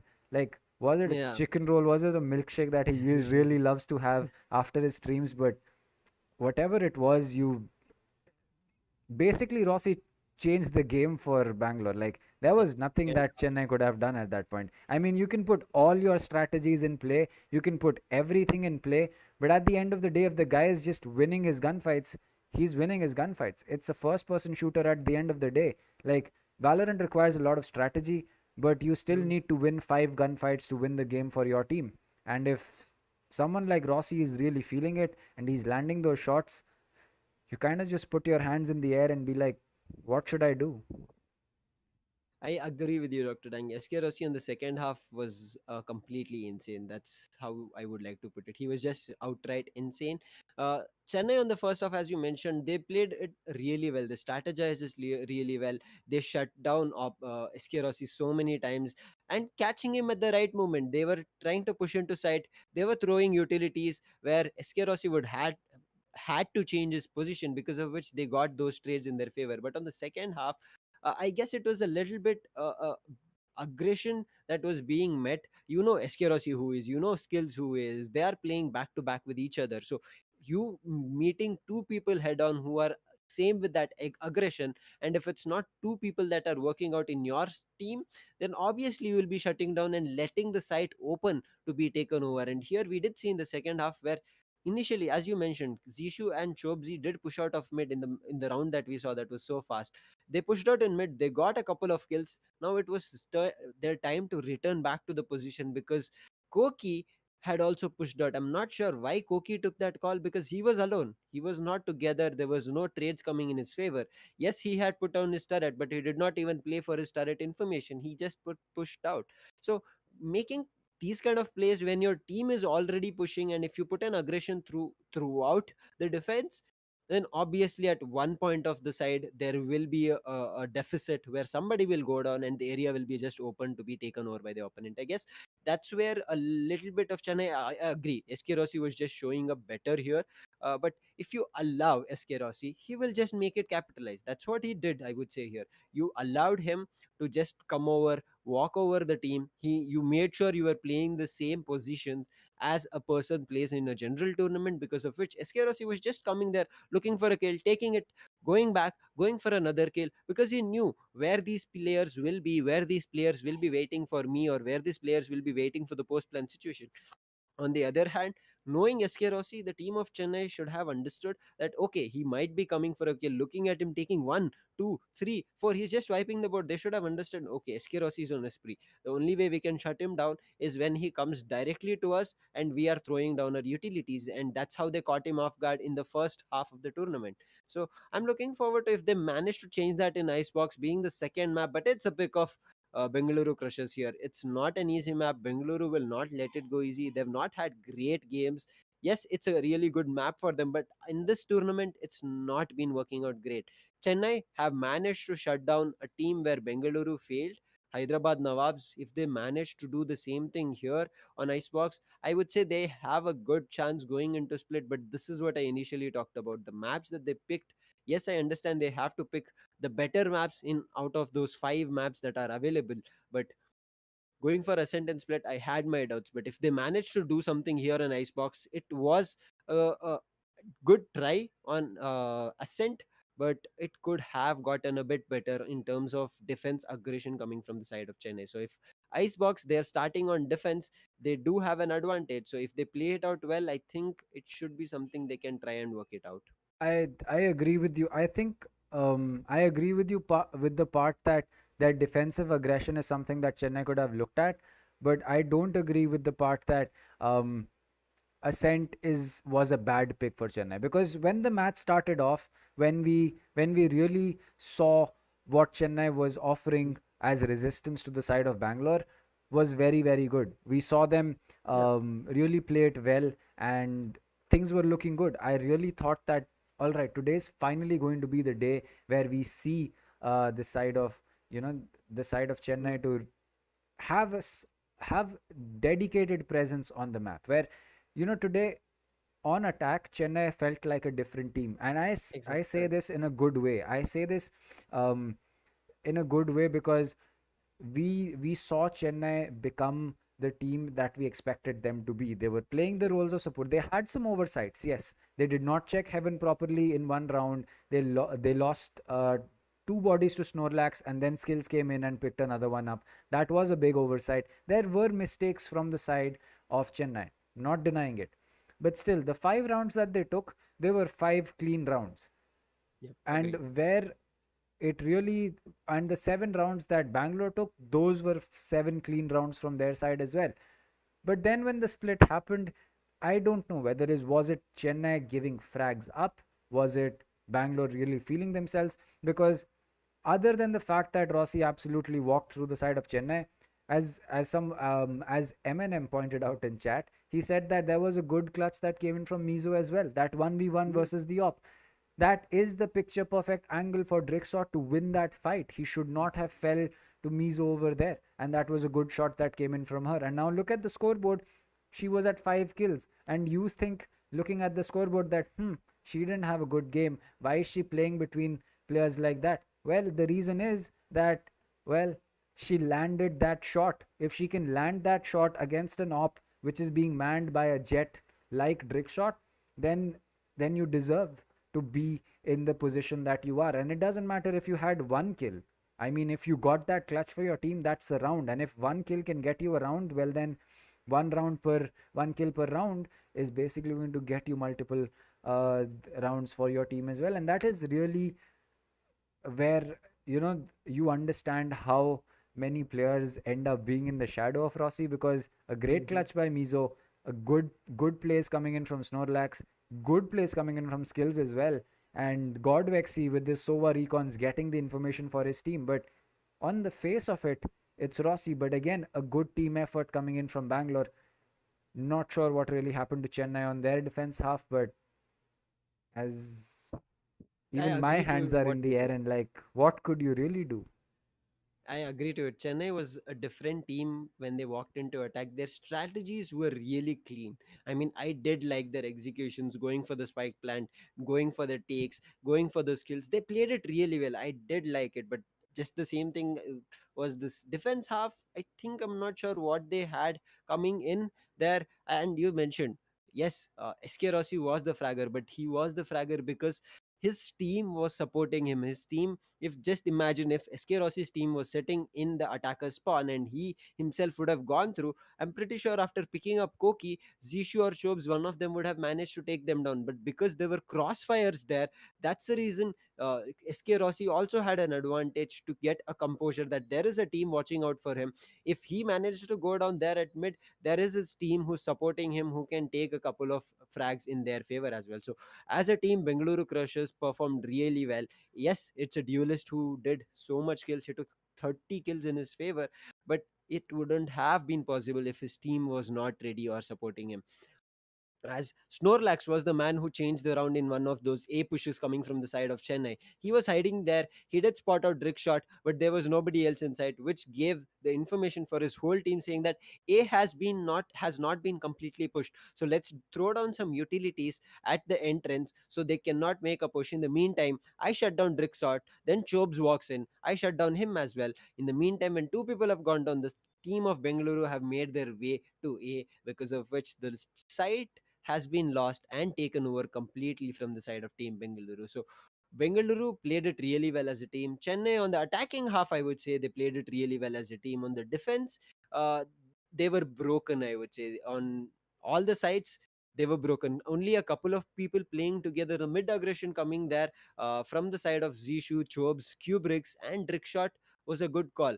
But Koki, who did not have any people on his side at certain times, should have been playing in the backside, either letting the side to be completely taken over and play for a retake, or waited for the aggression to come to him. So maybe there, I guess, is where Chennai fell short on defense. But now walking into Icebox, they might have a really good strategy walking in, because they're starting on defense again. So if they do not make that mistake of the defense aggression, it might be the better call for them, because they can get really good picks from the side of Team Bengaluru. Because we know SK Rossi, when once he moves into the position to take a couple of frags, is a little bit far behind from his team. Yes, his team is not very far behind that you can take SK Rossi and then you can regroup your whole team and then be ready. No, you do not have that much time to regroup and re-strategize. You can take a pick on SK Rossi and then you can give a call out to your team. I think there should be more people coming in here. You can then come back to them. So I think if the team of Chennai Clutches managed to find this aggression from either skills or SK Rossi coming through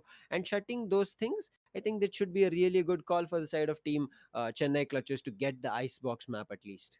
I agree. I think um, that it's really interesting to move forward with what we have seen in this game over to Icebox. But as we have, we have confirmation from the admins that I believe there is a server problem, which we will be verifying really, really soon, just to know whether it is really going to be something that will affect the game going forward. But as we speak about that, we still do have some we still do have some things that we would like to talk to you guys about in terms of you know what the game happened. And well, for the ones that are just tuning in, we get to know whether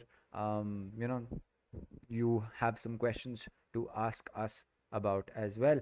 But again, it kind of feels that the side of Chennai, they have some um, shortfalls in terms of what they really are trying to look at versus what is really happening with them, as their defense kind of has felt their defense has kind of felt like they're trying to make it work, but Mhm. then surprisingly it kind of doesn't for some reason. Not really sure why that happens with them, but yes, it is always interesting to see whether we are going to be seeing a comeback happen or not from their side.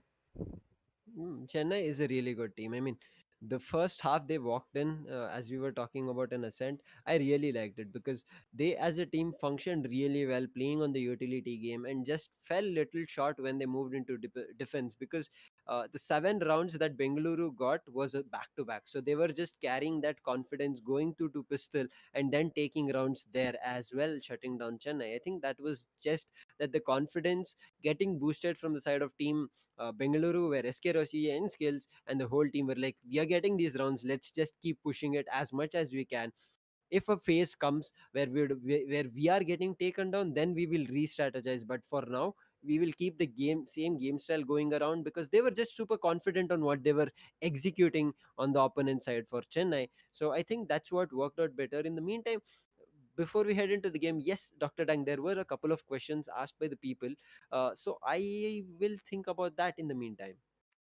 I agree. I think that that is going to be something that we will have to check. But we are heading into a break because we are indeed going to have to take a break because of the server issues that are there. Server is down right now. So we will be back in a short while. But till then, make sure that you get your popcorn, get your drinks, get whatever you want to be having right next to you when the game is going to be starting. Make sure that you have that. And most importantly, stay inside. Yep.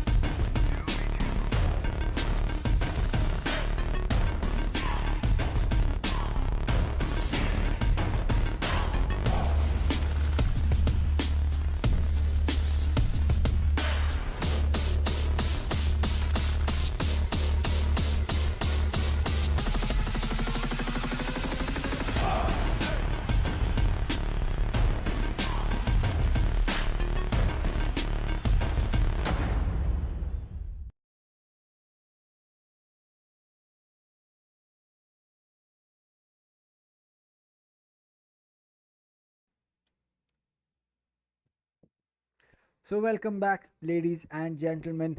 The servers are going to be back as we welcome you all to AMD Ryzen Presents Sky Esports League 2021, powered by WD Black, platform partner GoGame.live, connectivity partner Act Fibernet, and broadcast partner Loco.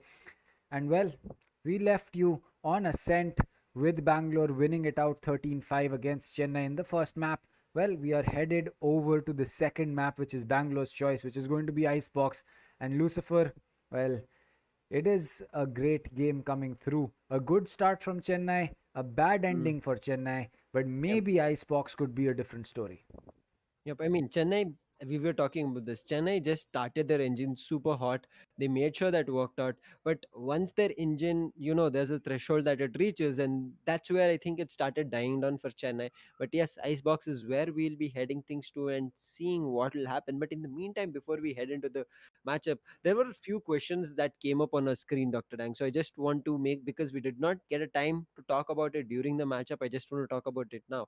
One, being the new patch update, will we be keeping the same thing that is going on now or moving on to? From my end, I think in the custom lobby where we do actual tournaments that keep happening, putting up a coach thing is really good, because in international tournaments, if all of you would have seen, there is always a coach who is sitting behind them. He'll have his headphones and his mic. He will be only be seeing one half of the game, or sometimes at nothing at all, because he will be getting a delay. But now introducing that, making it better, will be something that we have seen in Indian tournaments, and people in their um, organizations, when they're playing inside their house, we have seen that there is sometimes the coaches that will be sitting down, they'll be encouraging them. Now them being in the lobby could be an added disadvantage, and we are heading in, we want to make this as international as possible, the Indian Valorant. And so this patch update is like an advantage for the coaches, for the managers who have been watching throughout the team, who are, I understand there is an IGL, but the coach perspective and the IGL's perspective are two different things. Coach will understand very fast what is happening. The IGL will be looking forward to his players. So there's two different roles playing from these two people, and that coming in the new update is something that I am looking forward to. What do you think, Dr. Dang? This I agree. new patch. I agree that with the coach mode coming in, it's not just about, becoming like the international scene. We could be using that coach functionality for a lot of new purposes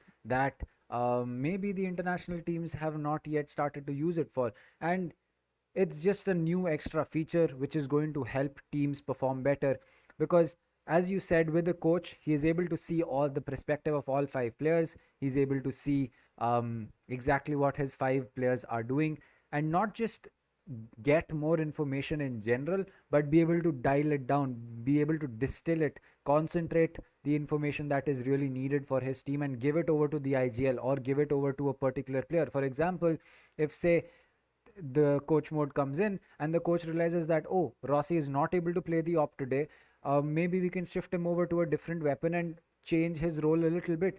For the IGL to realize this,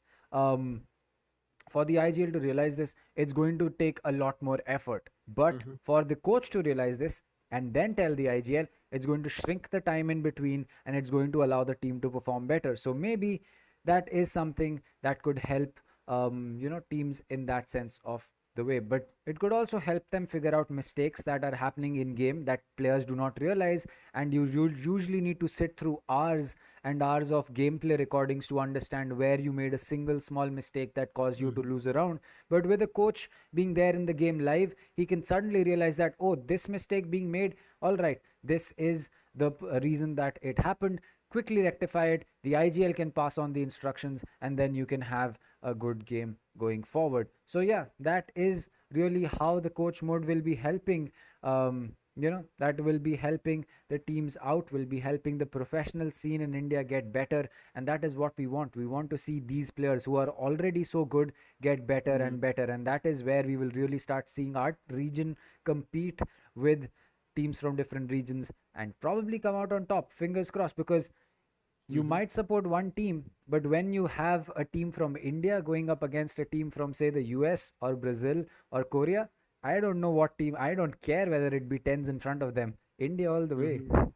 Exactly. I mean, that's where we are trying to head this Indian Valorant scene as a group. That's what Sky Esports is enabling all the players to come up with, so that the Indian Valorant scene grows, gets recognition, that we can start heading and doing much more bigger events. So now, with that new feature coming in, it should be an added advantage to the whole team. Yes, it will, as Dr. Dang mentioned, it'll give the perspective of all the five people, because the coach sitting in the attacker or defender, whichever team he is, he'll be seeing the same screen as the viewer, as the player once he dies. So he'll be having that viewership of all the five teams, of the five players of his team, and understanding how this person is playing, where his crosshair placement is, what is he trying to do, how is he pushing, and things like that. Coach will be able to understand it better, and then, as Dr. Dang mentioned, communicate it. And that's, I think, the better thing that we'll be moving on to, because changes are the best thing that keep happening, and you need to keep getting better on it. That's a really good thing that somebody asked us and you had thought about it. There was another question also, Dr. Dang, saying that Mumbai Aces at this moment, do they need to have a proper sentinel? Because yes, they have been winning a lot of runs. My thought for that was, they have a good team, they have a good strategy coming through, but yes, certain times we see Binks playing that IGL, and sentinel sometimes does not work out, sometimes yes it does. So maybe coming in a sentinel, a proper one, would be a good thing, where Binks does not need to be worried about a proper site, and he can go out fragging. In the meantime, as well, there are sentinels in the side of Mumbai Aces. It's just the strategy at their moment that they're playing. What do you think, Dr. Dang? I think that for Mumbai, um, yes and no is Mm, going to be my answer. Yes, being the fact that if they do not have a dedicated sentinel, they're forced to play Binks on that. But mm, no, and also yes, for the reason that yes, you have to play Binks on the sentinel, which means that you know, um, as you can say, how do I put this? You can play Binks as a duelist better than he can play as a sentinel, but you can exactly. play Binks as an IGL better if he's on the sentinel than on a Mm, duelist. So yes and no being the reason that you want your team to have a good duelist, well then you can shift Binks over to the sentinel. Oh sorry, shift him over to the Raze, which he plays really well. But at that point of time, you're kind of limiting his IGLing mm, performance. You shift him over to the sentinel like a Killjoy, which he does play very well as well. But you are going to be, you know, you are going to be limiting your frag potential. But then you have players like Rafa and Strix, so I really feel that it's it's a 50-50. You don't really need exactly. to have that. But we have one more question uh, in chat that came in from Sohan Mahesh Malik. My bad, I messed up. Do you think that now teams will start recruiting coaches for Valorant? Yes, I do think that teams will start recruiting coaches for Valorant, because Cobra, that is the exact opposite of what really happens. Players have better knowledge about the game than coaches. No, coaches have um, players have better mechanical skill than coaches, which is why they are playing over there. But if you look at any coach, you put them in terms of game knowledge, in terms of game sense, in terms of spotting mistakes out of players, coaches are a better job, do a better job, because that is their job. Their job is to figure out the small mistakes that your players are making, and you know, and then you can figure out the mistake that is being made. So yes, so I think that coaches are going to be something that are going to be inculcated into the game over time, because you see any game that has been played for a long time, and you'll see that initially teams do not invest in the coach because they feel that they themselves can figure out strategies, make plays, make plans on as to how you do it. But then it's just five people or six people doing the same thing over and over again. You need a third person to come into that system and tell you that you can change this or look at this in a different light, see a new perspective, and make it work. And which is why you will see a lot of teams sometimes have a separate coach and have a separate analyst, because three or four minds working on the same problem together is going to get you a lot more solutions to the problem that you have, rather than have, just five players thinking that, oh, we lost this game against this team, what should we do next time? Oh, we don't know what the mistakes were made. Maybe it's just one player who's telling everyone else that the mistakes were this, but you still miss out on a lot. And I know this because I've played professionally and I've coached professionally. So, yes, coaches have better game knowledge and game sense. Players have a lot better mechanical skill. I completely agree with you, Dr. Dang. Coaches coming into the picture is where there'll be a perspective change. As players play, they keep understanding, oh, I this person plays this player better, this player plays this agent better. I'll keep putting him on the same agent. But there is some kind of a sense that a coach gets that, okay, this guy's playing a duelist, his aim is so crisp.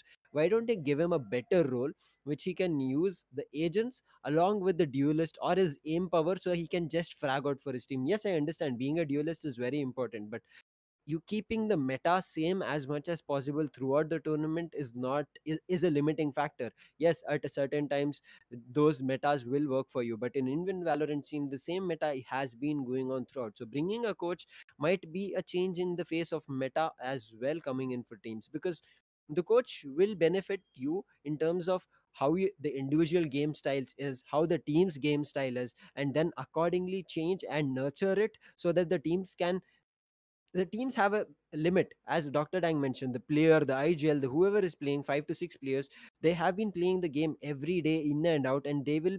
We wouldn't say no. There's really somebody even more way far superior that can do better.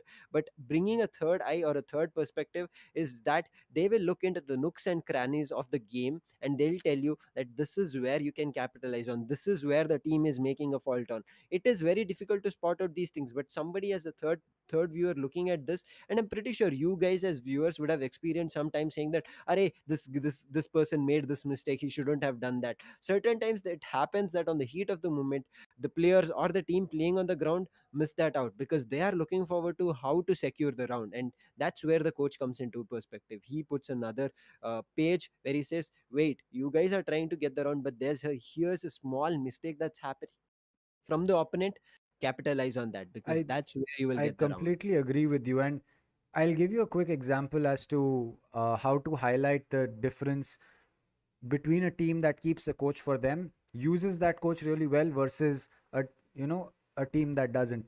Looking at the Indian Valorant scene that we have right now, one question that we get a lot is, you know, as you can say, that how do we get better at the game, or how do our teams perform in terms of compared to teams from outside, and usually we get compared to teams from EU and NA. Now here is what I would like really tell, like here is the real difference that you see between a coach. Look at NA and look at EU. If anyone seen Challenger League, VCT in NA and VCT in EU, you're going to realize that NA teams require, or rather rely on their players having absolutely insane aim. Like if you see the best aimers in the world, you're probably going, in Valorant at least, you're probably going to go with NA. But if you look at the players that use their brains to get the team into a trap and then get kills, it's EU. Now the reason for this is two side. NA started off with a region, as a region, having the meta that we have right now going on in India, which is that the Jet is a very powerful agent on the operator, and which is why teams love to pick that Jet and use that operator a lot. Indian teams do that as well. But when we look at EU, we have setups from them where they don't have duelists in the entire game. They probably pick up the op and put it on someone like a Sage, which is the opposite of what we do. We put the op on a duelist like a Jet. They don't pick a duelists. So they don't pick a duelist at all because they don't need it. Because there are so many different ways of playing this game. And with Indian teams not having a dedicated coach as of now, you can see this playing out. All the teams that we have in the region are really reliant on that Jet and the operator mix up. Now, NA teams like TSM do that. Wardell on the op is really insane. Tens on the op is really insane. But they don't do it all the time. That's not the only strategy that they go for. If they realize that a team is not able to work with the operator or work against the operator really well, they'll use it. But if they feel there is a team that can't make that happen, well, then at that point of time, they're definitely going to look at a different strategy. We've seen double controllers come out, we've seen double initiators come out, and a single sentinel come out. So that is a setup that professional teams like 100T, like Antbox have been using, and it is working out for them. Even teams like G2, even teams like Liquid are using it, and it is working out for them, which means that there is a lot more to this game than just looking at a person through your op scope and pressing left click. Agreed completely. I mean, the coach coming in will be something really important, changing the players, understanding their skill set. But as of now, we have seen throughout the tournament that they play their own metas, the players that they're comfortable on. A coach will give them a perspective. But now we are just going across the matches that will be happening the next 6 days. April 28th will be Rajasthan Strikers versus Kolkata Tridents, who will look forward to their flawless streak to make a comeback. But 29th, we have Delhi Dragons and Hyderabad Nawabs facing off each other, where Delhi Dragons is on top of the points table. April 30th, Punjab Pinnacles versus Chennai Clutchers. Punjab have managed to get 2 points in their favor, so they will be looking forward to increase their lead. But Chennai, after today's matchup, will they be getting a point, or is it again a fighting situation where they have to get points again in front of Punjab? Is what we'll be looking for. May 1st, we have Mumbai Aces, who have showed up as a really good team against Kolkata Tridents, will be playing. Kolkata have not played a lot of matches. They will be playing tomorrow, but they are a team that's, I would say, not yet completely opened up, so their potential is yet to be explored. May 2nd, we will be having two matches: Bengaluru Crushers versus Rajasthan Strikers. That's an interesting matchup that will happen. I'm looking forward to it because Bengaluru, seeing today, they are going on a different streak, even though it's not the normal setup that's happening in their favor. So I'm looking forward to what they do. There's a second match on that day: Mumbai Aces versus Chennai Clutches, and the third, May 3rd, will be Rajasthan Strikers and Hyderabad Nawabs.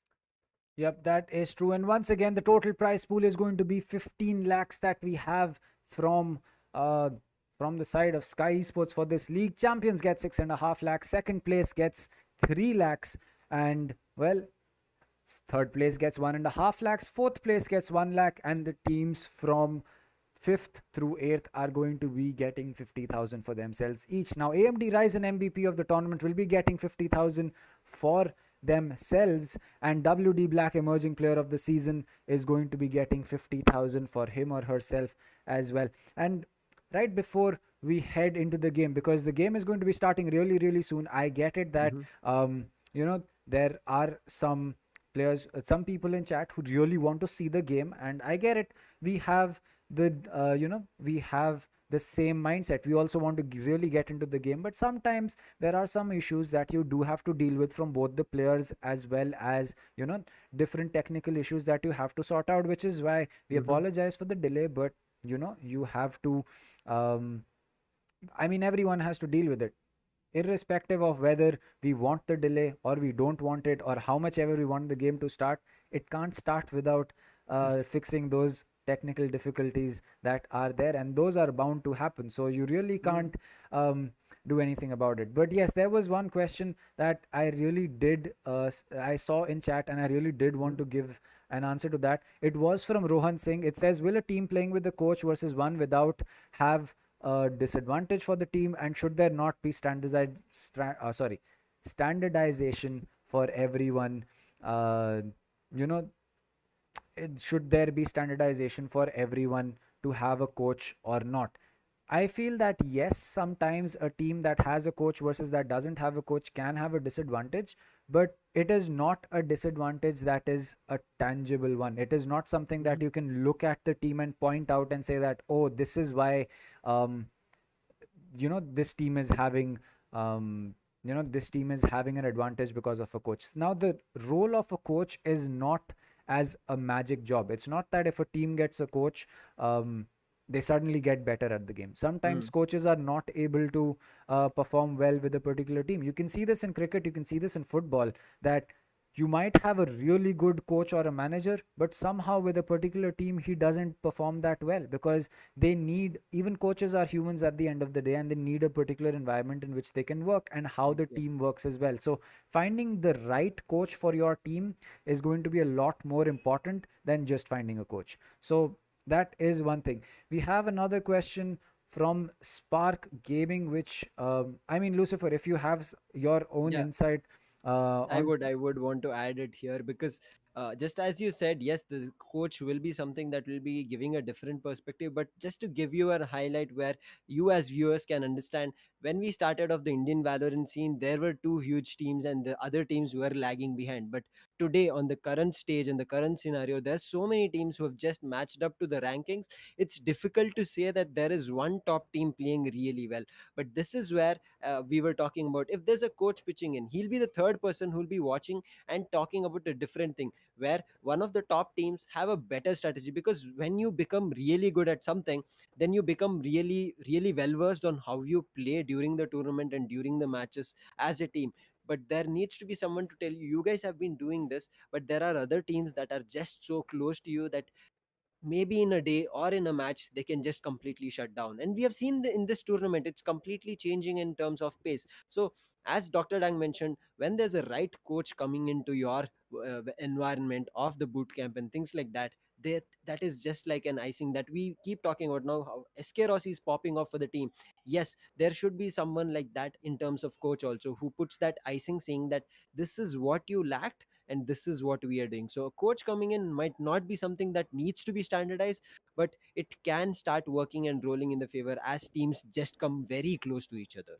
I agree. I think that, as you said, coaches are really going to be uh, a plus point for a team, but it doesn't mean that they're definitely going to give your team an advantage. Now, coming back to the question from Spark Gaming, he says, "How will the coach recruitments going to be done?" Um, well, I think the way that coaches are usually picked up for teams is a lot more personal basis. Mm. You know, they are not. There is no dedicated degree or course that you can do to become a coach. You just understand the game really well. You love that game really well. You can help teams. You can help teams out by improving at the game if you really want to. And well, that is something that is really down to the team. So if you look at a team like Hyderabad and you want to join as their coach, well, it will really be up to the players of Team Hyderabad Mm. or Rajasthan or Bangalore to want you as the coach, because the players have to be comfortable with the coach that they're going to be having, as well as the coach needs to be comfortable with the team that is going to be there. So if you have the experience in game, you understand. By experience, I don't mean that you have to be an immortal or a radiant to have Mm. experience. There are, trust me, a lot of players in so many competitive games that are in the lowest tiers of rank, but because they understand game mechanics, they're able to tell professional players that, you know what, you did do this wrong and you can fix this. And that Yep. is exactly why coaches are a very different scene versus professional play. But enough of this discussion, as we Mm. are now going to be heading into the game right here, which is going to be Icebox. And this is Chennai versus Bangalore. It's been quite a while since we've waited for these teams to really make it work for each other. Chennai, they need to make sure that they take this map for themselves. It's extremely important for them. Otherwise, they're just going to be going back with another loss for themselves. But, chat, what do you think is going to be the prediction that we are going to be having here? I mean, it's a map where Chennai have been able to completely take a victory here. I mean, it's actually a good victory that they have been able to take up. But Icebox, we know it's a map that hurts Bangalore sometimes, but sometimes they're able to pop off. It's not the same day that happens to them that they can pop off and also go down in the same map. So today, I'm not sure how well Icebox will function, but if Chennai manage to do repeat the same thing that they did with Hyderabad, I think they have a really better chance, because they're as a team are really good. This we have seen them. I mean, there's no second doubts or second questions. It's just that certain times the comms that's coming through or their thought process that's coming through. I guess that's just the little bit points that Chennai is like, yep, we got 5 rounds from here. Now we play it as we play usual. No, that's where you start capitalizing. You got 5 rounds. Now you need to keep fighting it off with different strategies as you go forward. So that if they manage to do that, I think the team of Chennai will have a really great game here.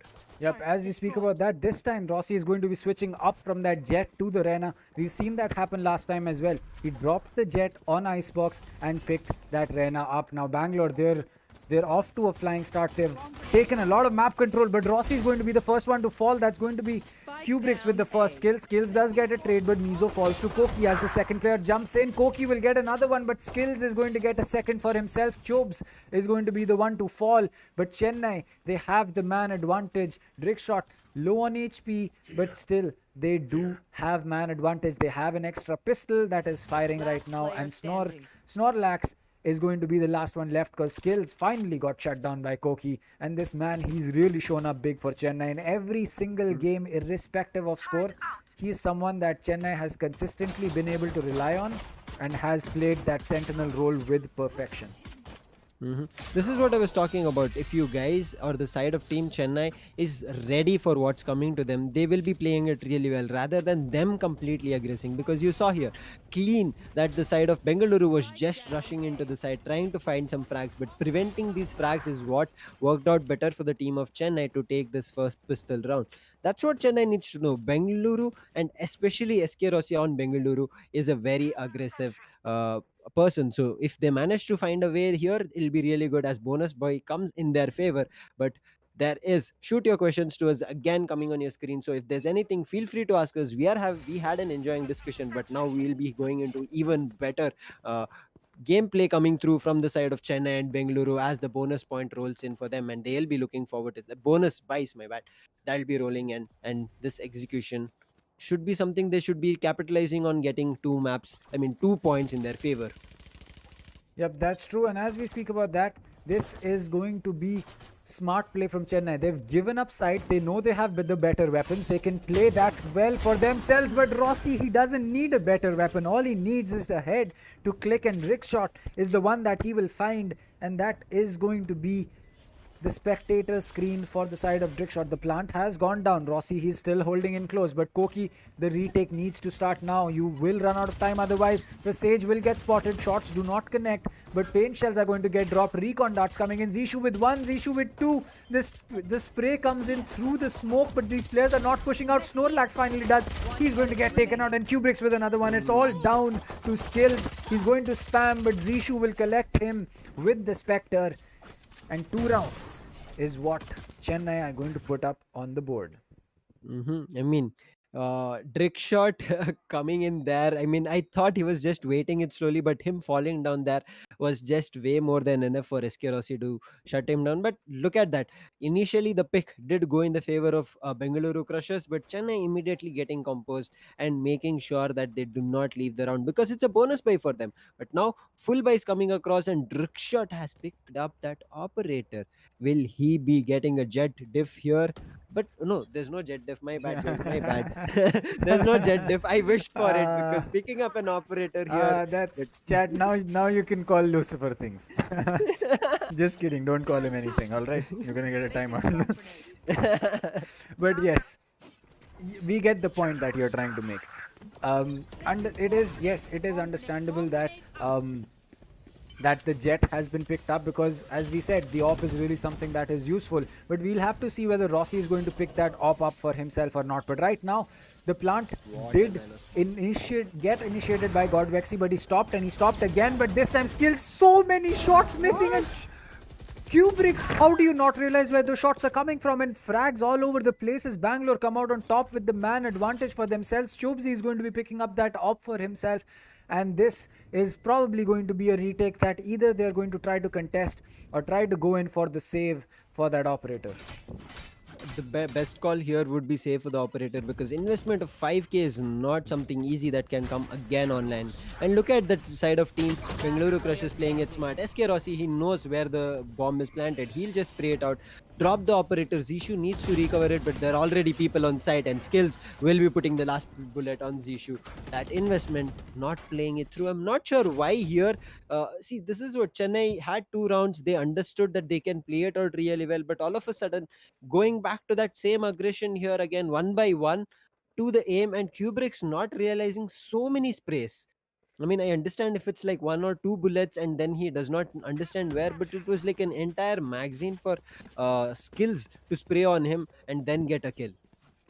Well, I mean, Skills were first. I mean, that was a wonderful potato from Skills. We have to agree to that. That was Oh, that was a beautiful potato from him. But Chobes, he kind of ignored skills like I kind of ignored my studies, like, you know. But yes, coming back to the point, the first blood goes in the favor of Bangalore. The second kill is going to go in the favor of Bangalore. Skills picks up the killjoy, as that is going to put Drickshot as the man who has to come in with the classic and get that kill back for himself. He's going to get spotted. Will he get the dash? Yes, he will. But will he land the shot? No, Zishu does, though, on SK Rossi, as Mizo is able to turn back around and get Drickshot. And that is going to be a quick equalizer round for the side of Bangalore. And well, 2-2 on the score. Full buys for both these teams, and game is on. Equalizer on, and now it's where the things start heating up. If Chennai keep doing the same thing, because I don't understand. Like, yes, initially you come up with good strategy, but as you progress with points, you go to your old game style. Now here they did miss their initial pistol shots. I think the better call would be to completely come out of the site. Otherwise, they would be picked off one by one, which is a complete disadvantage for the whole team. But now, starting on the full buy, will they be able to play the first two points that they receive? Will they be playing it on the same way? Because that worked out really pretty for them. Now it's the side of Bengaluru that's getting things on their side and making matters difficult for the side of team Chennai Clutches, as the ultimate popped from both the killjoys. Who will be getting it in their favor? Will there be something that can be done? But no, the defender's killjoy has been broken down with the Hunter's Fury as they make their way into sight, as one player will be detained. I think that's Drickshot, who is just a bit close on the site, or Koki.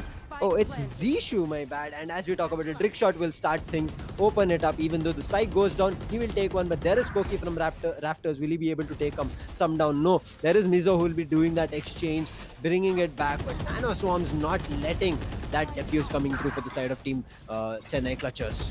Yes, that's true. And as we speak about that, Kubricks with 1 and 2, but Skills gets Zishu. It's down to a 1v1. The defuse needs to be popped, but will he stick it? Skills slowly lurking up. He's going to stick that. He's going to run out of bullets. No, Skills. Oh my god, no. That will hurt them now. It'll haunt him now.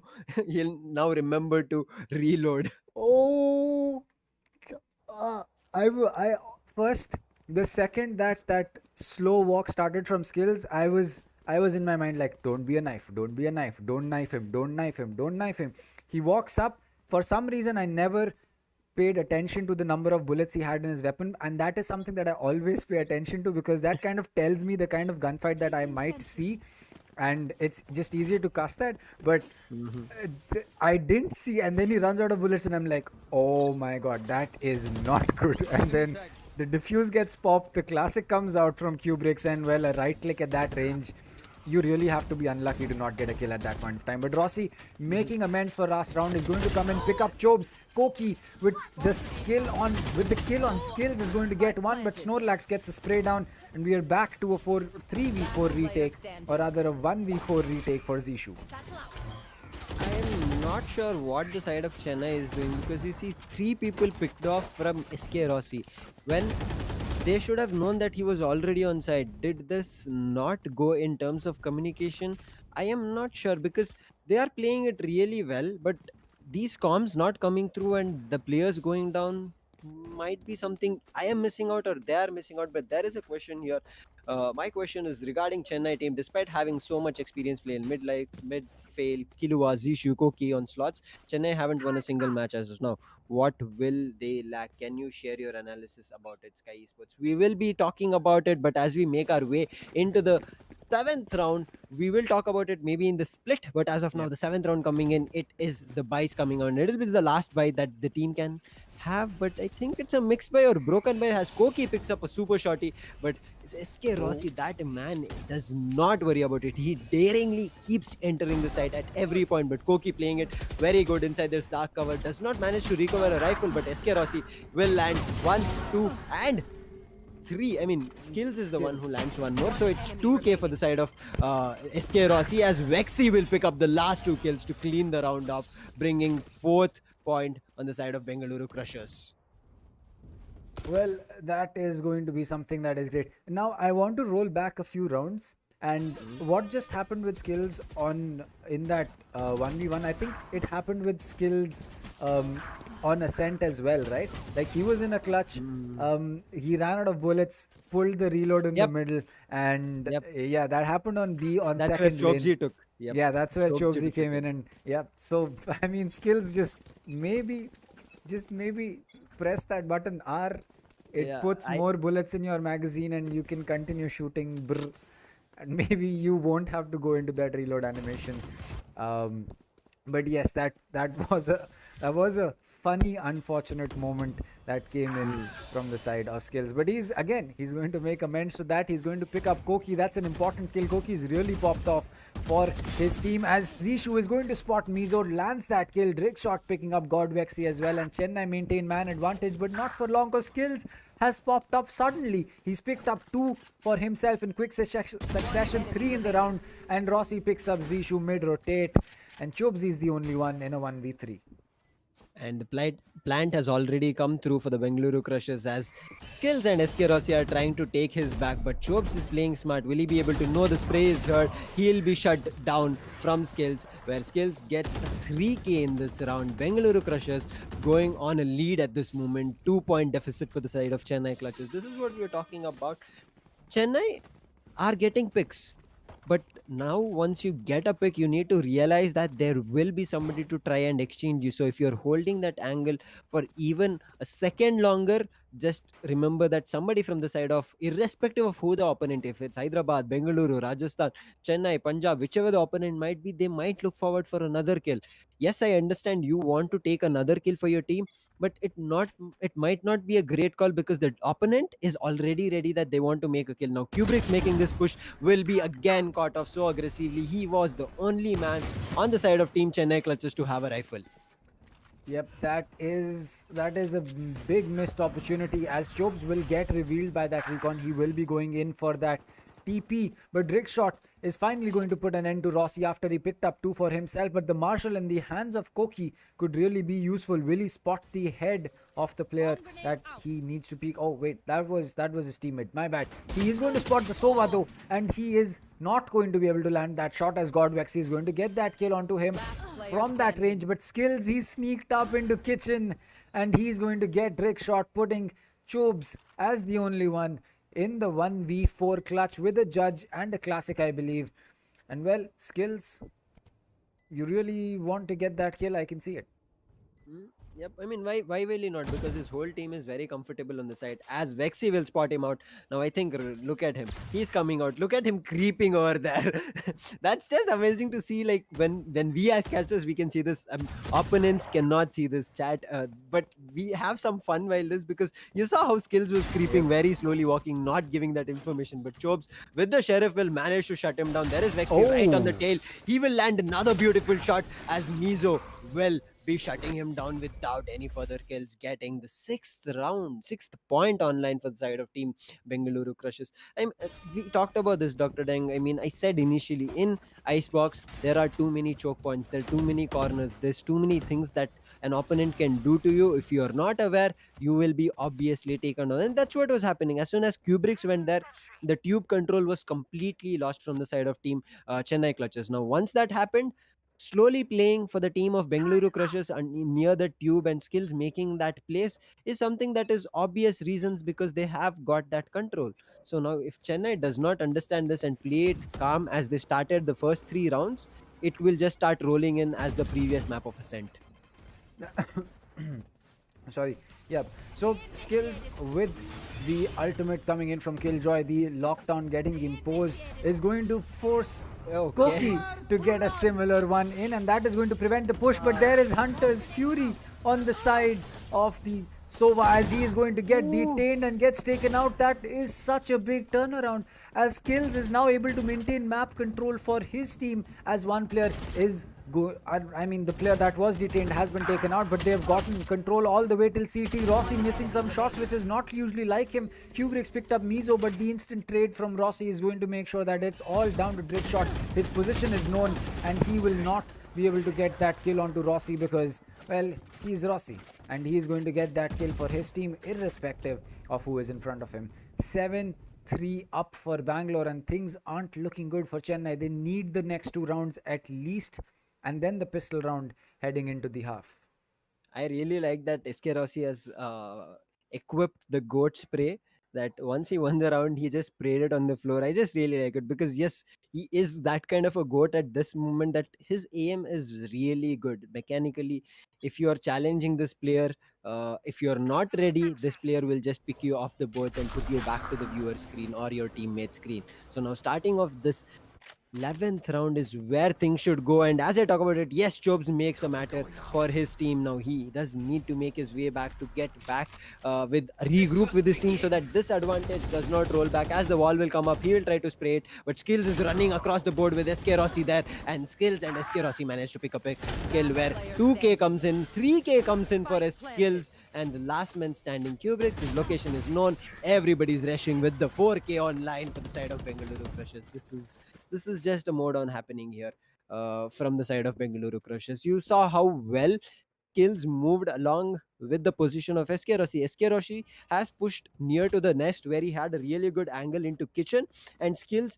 I think that is the good kind of comms or communications coming from the side of Team Bengaluru where you saw. I wouldn't dare do that kind of a peak if nobody is watching my back. And Skills working that out with Rossi, that's just the best part of what Bengaluru is doing now. That is true. I agree. I think that Skills on the Sentinel and on the Killjoy is just proving to be someone that you can put on any role. I mean, we see Skills pick up the Phoenix, we see him pick up the Omen, we see him pick up a Rena, a Killjoy, and he frags with every single one of them, and that's not easy.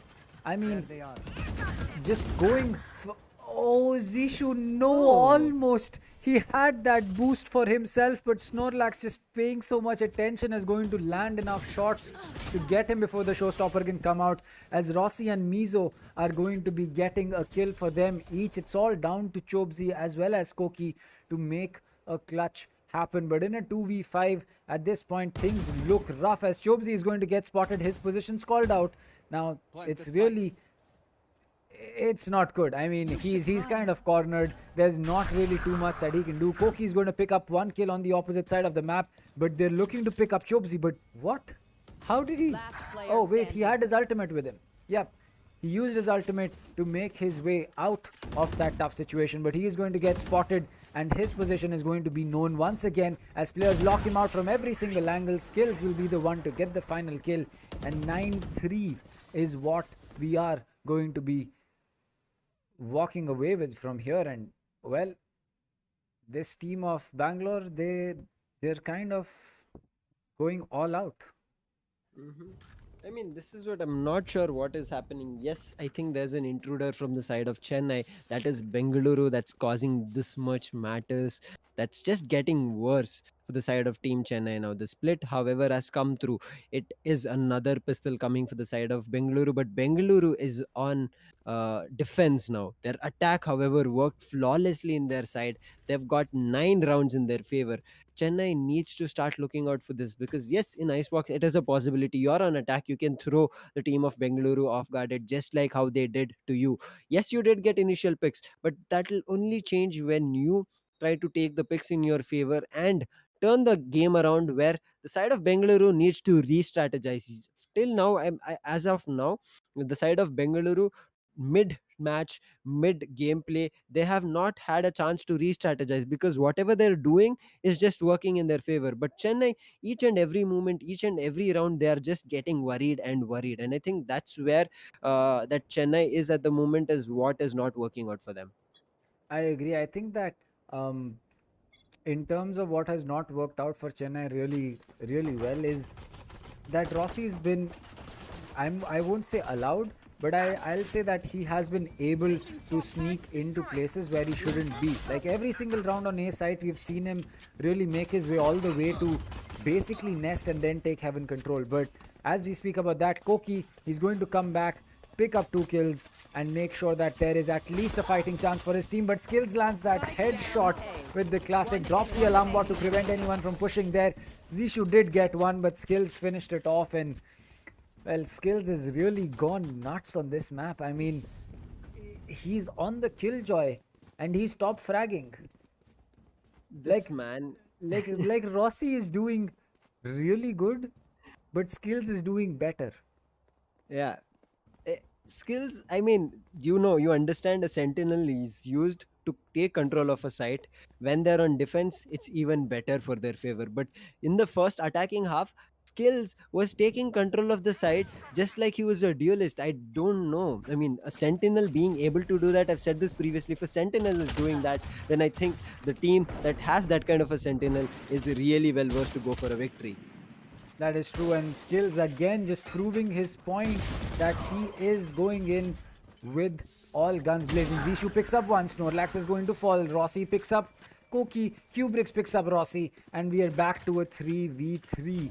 And well, that is going to be interesting to see how this goes on and goes on forward. But as we speak about that, Chennai, they are going to be losing a body, and that will put them at a man disadvantage. But they still have Spike in their control, and they can kind of make a play with it at least. But Drake Shot as well as Godvexy are going to be having a showing up, as it's Godvexy who comes out on top, and Skills with another, like, can you stop? Like, it was Rossi last game, it's Skills this game. Is there really just going to be this going forward, and that's all that we are going to be seeing?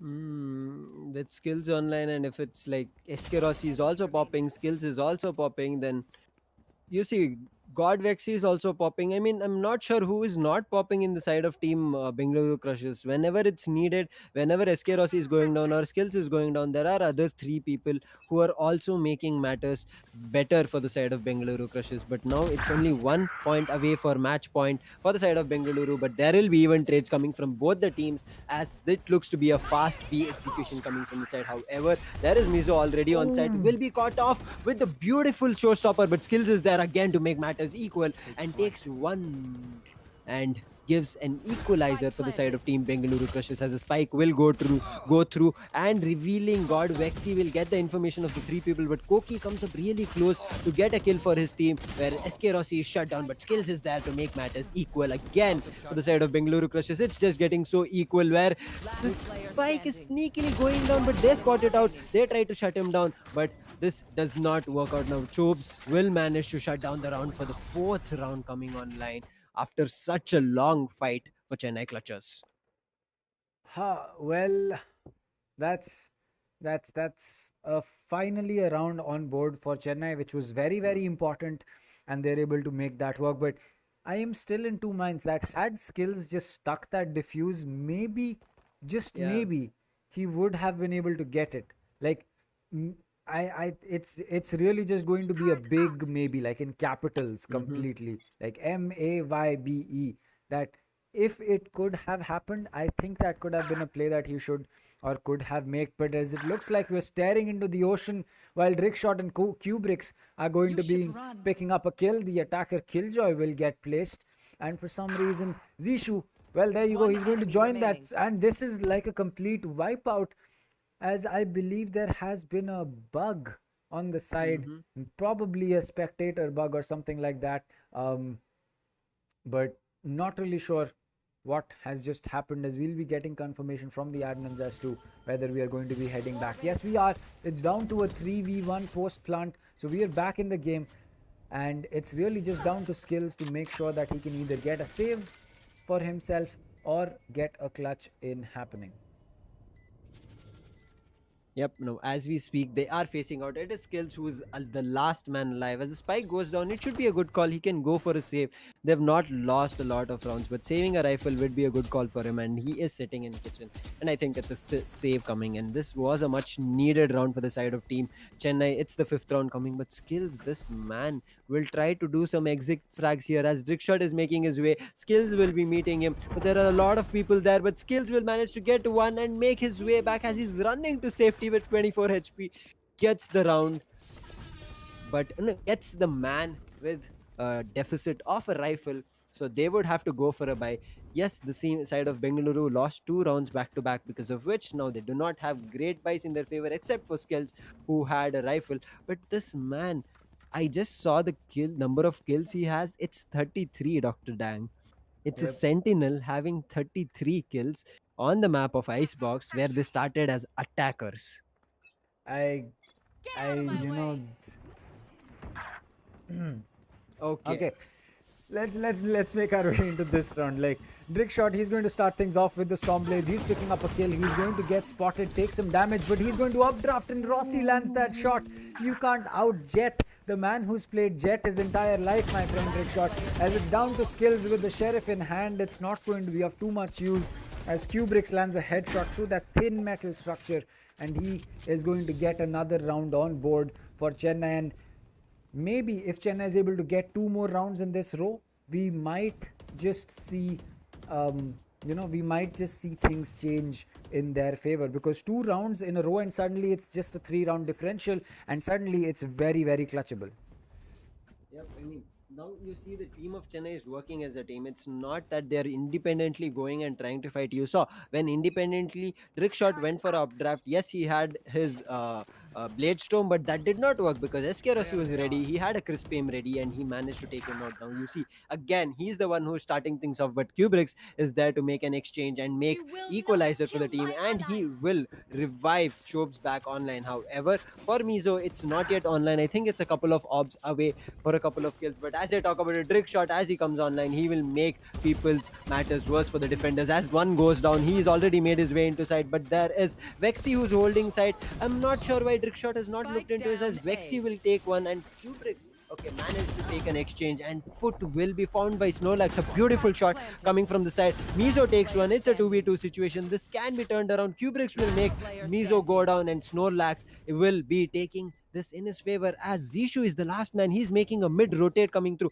This has been read really well from Snorlax. It's a 1v1. They're facing off. He's walking in right into the gun, and what a good hold coming from the side of Snorlax.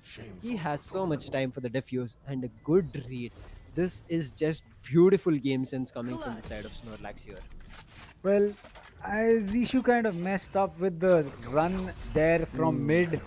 Like, if you really do need to make that happen, you can't expect to do it by running around like that. And especially after that, kind of going, kind of going silent and just showing your leg over there, not sure Yeah. where to peek. It's Snorlax is not going to let you get away with that. I think that maybe a little more patience from his side could have been better. But then again, at the same time, he didn't know whether the diffuse could be stuck or not. So it's really not his mistake as well. But, unfortunate timing, small mistakes here and there, they cost rounds in competitive play. Maybe he could get away with that in ranked, but not here. This is not the place where at least a team like Bangalore is going to let you survive, but he's going to come back strong and double satchel right into the face of Snorlax and tell him, you know what, you got me last round. Here's a big surprise for you, as Rossi is going to pick Drickshot. That's a good kill at that range to spot that head.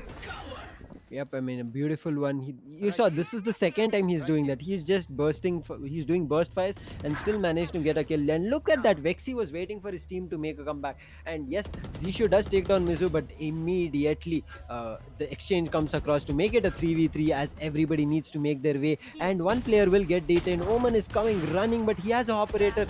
SK Rossi takes a dismiss at the right moment, but Chobes, no, he will manage to take a shot, and he is the last man alive as the spike defuse is coming through, and Vexi will be putting the last bullet and getting the second map for Bengaluru Crushers. 2 points already online for the side of Bengaluru Crushers. Chennai did make a good comeback in the second half. Yes, did try a couple of rounds, but unfortunately, Bengaluru were just a wee bit better.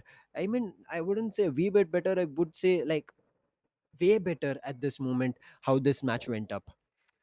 That is true. I think that the side of Bangalore, they are really just a team that you kind of have to accept. I mean, they are a very, very good team, and Mm. for them to have this kind of a, this kind of presence, this kind of gameplay, the amount of skill that they've just shown us, well, hats off to them. And again, I feel bad for Chennai because that is basically 6 losses that they will be taking to their name in a row. But oh boy, like Bangalore really just, and not even Bangalore, like Rossi was already going nuts. And then skills is like, you know what, I want to join that party. I can't have a Yeah. party because, you know, of the whole situation that we have going on. I can't have a party, so at least I can have one in game. And he picks up that Killjoy, probably one of the most colorful agents Mm. in Valorant. And well, Uh, after that This it is an was, addition to the viewers also. Just as you said, him picking up a party because he cannot go out. yeah, That's what you guys as viewers should also do. Do not go out. Make a party in your home. Play these amazing games. Find a group of friends and have your own party in house. exactly. That does And not mean invite people. Okay. yeah, exactly. Invite people into your lobby, not into Yeah. your home. Think about it like that. But yes, and even after that, like, we saw skills just go insane. Like, Rossi was already going insane to top it off, and then skills was like, all right, let me join in as well. Hmm. And when two players are going off like that, you like, I don't know what to say to like Chennai supporters or Chennai's players, that, you know what, maybe if you fix this you could be looking at a different way. I really can't, because Hmm. for some reason I don't see it just now. Maybe when I see the match replay, maybe you know, after the stream ends, I go in and I see, all right, here is where I feel a mistake was made from Chennai, here a mistake was made from Bangalore. Chennai exploited that mistake that Bangalore made, Bangalore exploited the mistake that Chennai made, and then maybe I could say. But on the face of it, as far as I can see right now, I really can't say anything other than you died because of gunfights. Like, Hmm. you don't have bad gunfights. Chennai has players that have very, very good gunfights. I mean, you just had Chobzi's clip on your screen, which showed him land two insane headshots with that sheriff, which means that yes, they have the aim to get those kills. But the way that skills and Rossi just went ham, I don't know what to say. I mean, Chennai, I would like to talk about what Chennai just did. Yes, initially they had a couple of rounds in their favor. They tried to do their best in trying to get kills for them. Initially started off strong, got 2 rounds in their favor. They played where they met the aggression of Team Bengaluru Crushers and managed to shut them down the first 2 rounds. But after that, I think they understood, okay, we are comfortable in this gameplay. I think we can get more rounds. And their comms kind of died in between because we did see a lot of times, Dr. Dang, Kubrick's when going in, skills was already present in Nest. He took down one person, so it should have been known that there is already somebody in person, and you cannot just walk into site blindly holding a gun. I know skills did miss a lot of shots. It was a potato that came across from him, but you need to understand, and that happened with SK Rossi also. SK Rossi walked into backside, he killed one, but there was, I guess, the Sage up on rafters, not finding him until and unless Eskerosi came out and he took another shot on her. And that's how the team just started rolling for the side of Chennai. I'm not sure what's happening in terms of their comms, whether they are missing out on the calls, whether they're playing one on one, because getting a couple of rounds and then again going back to the old style is what is happening here. Because in between also they came to six, is they had a 9-3 split. They got 3 rounds in the second split as well, so they did make some kind of a gameplay on in front of Bengaluru, but they could not keep capitalizing on that. They just died off in between where their comms did not come through. And as you mentioned, the gunfights was not the right ones they were picking. They were just blindly going to either a 1v1 where the opponent was already ready. We saw that happen with Zishu at the end time when the spike was down, giving so much cues where Snorlax heard it. He even saw the pixel, and that's smart from Snorlax coming in. Him not going for the spray immediately on the pixel, because certain times we know when there's a wall in between two people, sometimes it does connect the head, sometimes it just gives you a random spray which you cannot control. So that's a good call from Snorlax coming through, and he waited for it, played it really well. And these are the kinds of things that you are trying to pick for the side of Chennai. I understand mechanically or in terms of skill sets you are really good, but you're not picking the right fight where you're throwing the opponent off guard or off their position where they were already previously holding and taking the kill. Yes, Zishu came in there. If Zishu would have used his boost packs or satchels, I'm not sure if they were available, or even paint shells to make sure cause some distraction from the side of Snorlax. Yes, he would have known the position neither way, but he could have used that in terms of his benefit, either to jump to another side while he sees Snorlax, and get a better pick for him. So I think that's where the team of Chennai is lagging. But tomorrow's match is an interesting one. Rajasthan Strikers and Kolkata Tridents. We'll be heading for that tomorrow. But today we are yet on the last map that will be coming online in some time, and that will be split for Chennai. This is the last chance for them to prevent a bonus points. Nothing much. Even if they win, they will be taking a map in their name, but not the match of today. So I am looking forward to if they can do something here better. The comms and the team plays coming only for a couple of rounds. If they keep working it out throughout the match, I think it should be something that Chennai can work out and get matches, not only maps. Um, I think that if we have to, um, you know, give a particular reason as to why Chennai has not been able to have such good games for themselves in terms of picking up points, um, I think that we will really have to, you know, put it in a way that, all right, you can have, a team that does a lot of strategy work, puts a lot of effort on their gunfights, but then sometimes you just feel that maybe Chennai needs to figure out a way to keep the lineup similar to what they have for every single match day, not have so many shuffles. And even when you do have a shuffle, make sure that you choose the particular kind of agent or the player that is going to get replaced. Maybe like we've seen Koki basically play every single game, which is a good thing because he is the person who usually plays that sentinel. We've seen him pick up the raise in a map or two, depending on how he's expecting his team to play out. And Koki's been really consistent throughout this game. So maybe we see that kind of a, oh yeah, I again muted my mic for just that just happens. I Happens. guess, I guess boomer, I guess I- boomer time has come for me. But yes, Nothing of that sort. coming back to the point that we were making. So for Koki's been really consistent for Chennai, which Mm, means that because he's played every single game, he's kind of understood the fact that his team has really been able to understand the way he plays. He's been able to understand the way his teammates are playing, and which is why he's consistently getting the same number of kills. He's getting the same number of rounds that he is able to get.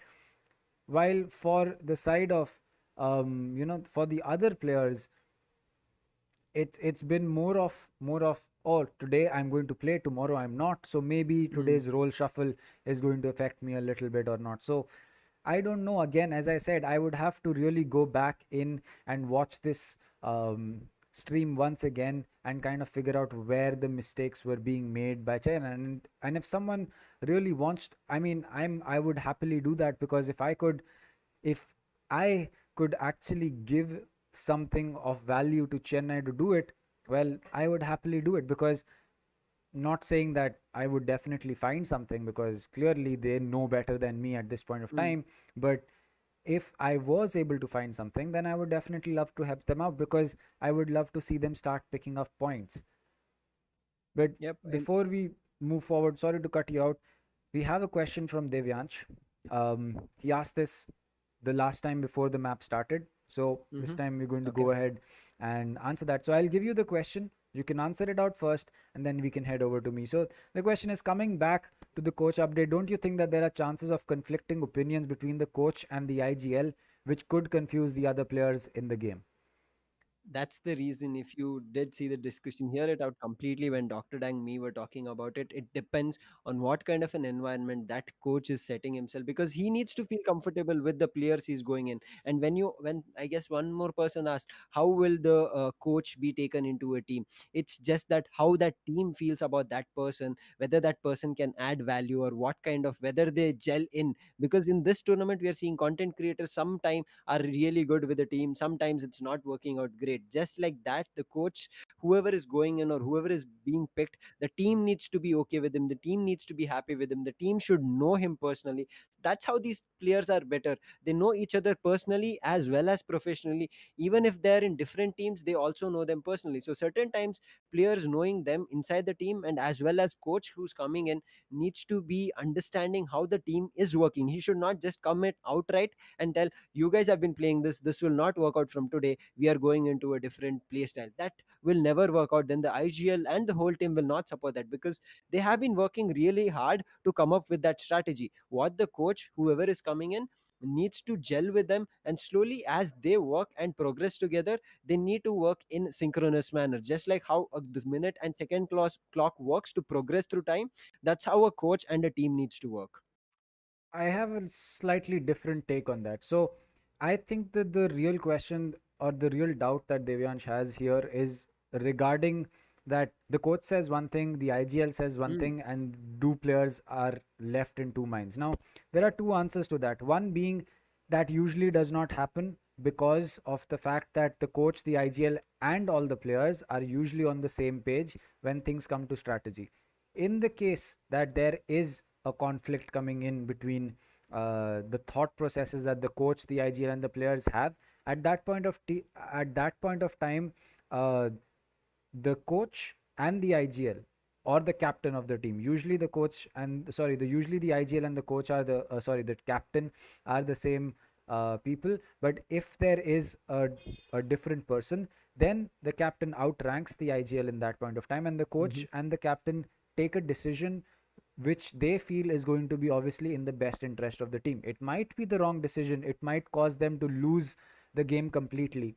But in a team game, you kind of accept it as a mistake that the entire team made. It is not put onto blame for a single person. And this is something you'll see in football, you'll see in cricket, in a lot of Mm. actual sports as well, is that even if the captain or one player makes a huge mistake that causes them to lose the entire game, lose a trophy, lose a win, they never blame it onto the one single person who made that decision, because for them, they are there as a team and they are going to be there as a team whether they win or not. So if there is a conflict, which usually there is not, Mm. uh, then in that case, usually a decision is come to, if it which obviously, I mean, if you're the coach and if I'm the coach and Lucifer is the captain and we have five players with us, say random five people from chat, then obviously we're not going to make a decision that is going to hurt our team, because we want to Mhm. win. For the coach, the captain, the IGL, and the players, the best thing that they can get from that decision is winning.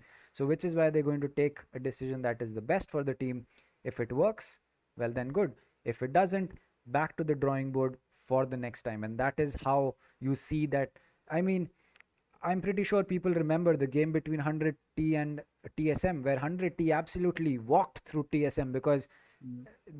the TSM had no clue what is happening with them. The reason for that is was later revealed by Hiko when asked by Hiko um, in an interview as to how did you shut down Wardell and how did you shut down Wardell and Sub Rosa when Sub Rosa, once he starts going and picking up kills, it's very difficult to stop him. Once Wardell Yep. gets the op in his hand and starts picking up kills, very difficult to stop him. How did you figure that out? How did you figure out the key to stop these two players from walking away with the game from you? And his answer was simple. The second that we realized that we have to counter the operator, all that we did was play to counter the operator, which is why they played two smokers and they played a breach, and that worked out. 3-0 is what 100T went up against TSM. And when asked who came up with the strategy, well, he said, I figured that Wardell is going to choose the op, and and our coach figured out that when one of the ways to stop the op is the breach, and then we picked up an extra smoker for ourselves and we picked the breach for ourselves, and that is how a decision came to be, and it worked out. Now the decision could have gone in the opposite favor, like Yep. maybe it would have just happened that TSM still made it work and would have won that game against 100T. But at that point, no one would have blamed the coach or Hiko as the IGL Mm. and the captain that, oh, because of your decision, we lost. It's just a decision that you made and now you know is not the right choice to make. So the next time you don't make it, you learn from your Mm. mistakes. Yep, agreed completely. As you said, it's always the IGL, and the conflict generally does not arise. And if it does, there will be a person who will be at the end of the day thinking about the best interest of the team, and that's how they'll be working out. And there was also another question, Dr. Dang, that came in between when we were playing the match. What do you think is going wrong in the side of Chennai that they have not been able to take any matches, even though they have strong players such as midfield, Kilua, Zishu, Chobes, Drickshot, Kubricks, all of them? Uh, I think that one big reason for it possibly could be, I'm not saying that this is Mm. the reason. Again, this is just guesswork from me because I don't know what is the internal dynamics of a team working there. But usually, from what I have learned playing competitive, is that you might have the best players, but if your players don't gel well together, they're not Mm. able to play with each other. And it doesn't mean that all five players have a problem with each other. One single Yep. player having a problem with any random player is going to cause some problems for the team. And at the skill level that we are seeing Valorant right now at, um, it's very easy for a team that is coordinated to exploit it. And we kind of saw that in that one clutch for Snorlax, that Mm. Zishu rotating from mid, trying to stop the diffuse, he was on the right path in terms of, yes, I'm going to come in for a backstab. But he should have maybe realized that the second it was a 1v2, he's too far away from his teammate to refrag. Mm.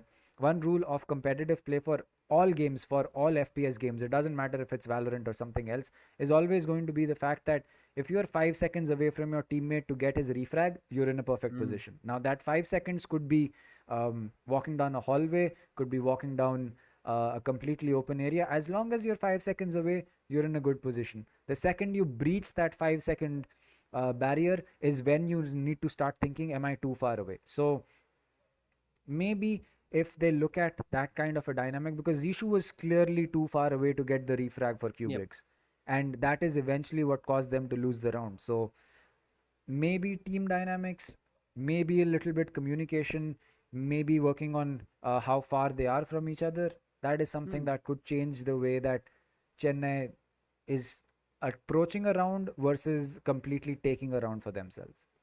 Yep, I completely agree with you, and I second that. And have just one more point to make. And just as you said, Zishu was so far away.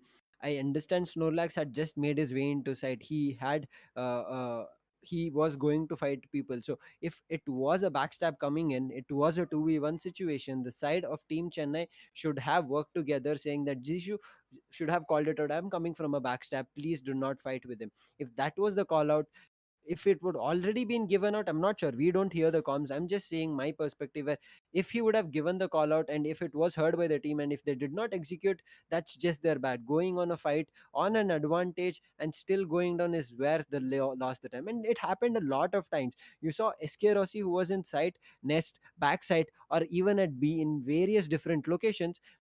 He managed to take two people down. Still, the third person coming in just blindly walked in front of him to get a crosshair on his head. So I think these kind of comms or miscommunications that's happening in Chennai, I'm not sure why, but yes, it is happening. We can see that during the match, or for some reason, uh, somebody telling SK Rossi just killed me here. He might be here, or he might have taken a dismiss. That also is really necessary. But when there's a Rena on your side, it's really necessary to call out whether the Rena went for a heal or a dismiss, because if she went for a dismiss, she'll try to go back and regroup with the team or reposition herself.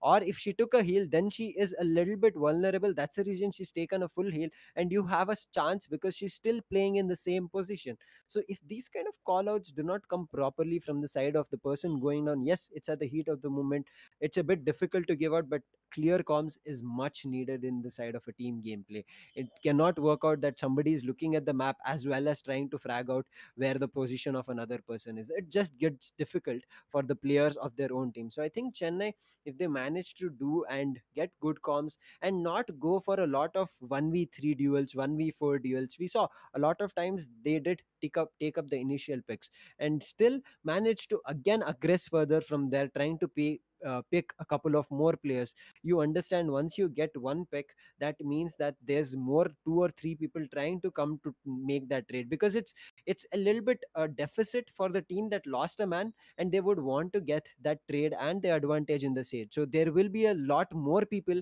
coming to the position where somebody died. Now if you are really good on your cross aims, just as they come in through, you can just mow them down. But when they come in, they will not come in just as a straight line, because that will be easy for you. They will come in terms of crossfires. Even if you get another trade, they'll make sure they will have more kills in their favor holding a crossfire. So I think Chennai unable to read this, and throughout the tournament we have seen a lot of teams just getting aggressive. I think Chennai at this moment is a little bit aggressive, just like how Mumbai was initially. Now Mumbai has understood that they have to be aggressive when needed, they have to be playing slow when it's needed, depending on the how the opponent is playing. We did see that initially here in Icebox as well as at Ascent, where Chennai played it a bit slow to understand what kind of strategy is coming through to get initial picks and get a couple of rounds as well. They got 4 rounds on Ascent, they got 6 rounds in because they were equally playing good and getting even trades for the team. You did see a couple of times 2 to I think Lucifer, your mic just cut out. my mic cut out. Yep, and Can you it's hear me back. now? Yep, we can hear you. Okay, I'm not sure. It might be a slight glitch that happened. So that's what I was saying. Chennai did get a couple of rounds in their favor where they'd work together, but once they got that round, they could not again make it work because at that, I guess they were just a bit happy, or they were just like, okay, I'm getting frags, let me get more. And you saw Zishu at certain times just jumping out. We saw him using a satchel and jumping out, and he was the sole person at that moment jumping out. And I would have wanted to see 2 to 3 people from the side of Chennai pushing out from the dark cover with him, and that would be a better chance because at that time Zishu would not have been the only target. There'll be 3 to 2 more people who would be facing Bengaluru Crushers, and Bengaluru Crushers, if it's one person peeking, he would have a very hard time aiming at 3 different people at 3 different positions. That's true. I agree. And that is something that Bangalore does very well. Mm, Like, usually it's not very smart to push in 3 people in the same place because if there's an ambush, you lose three players suddenly. But the way that Bangalore does it is smart. They kind of split those exactly. 3 people in one player going on the left side of box trying to go through lane, and Mm, Rossi and Mizo trying to push in directly to go in for that plant. That is smart.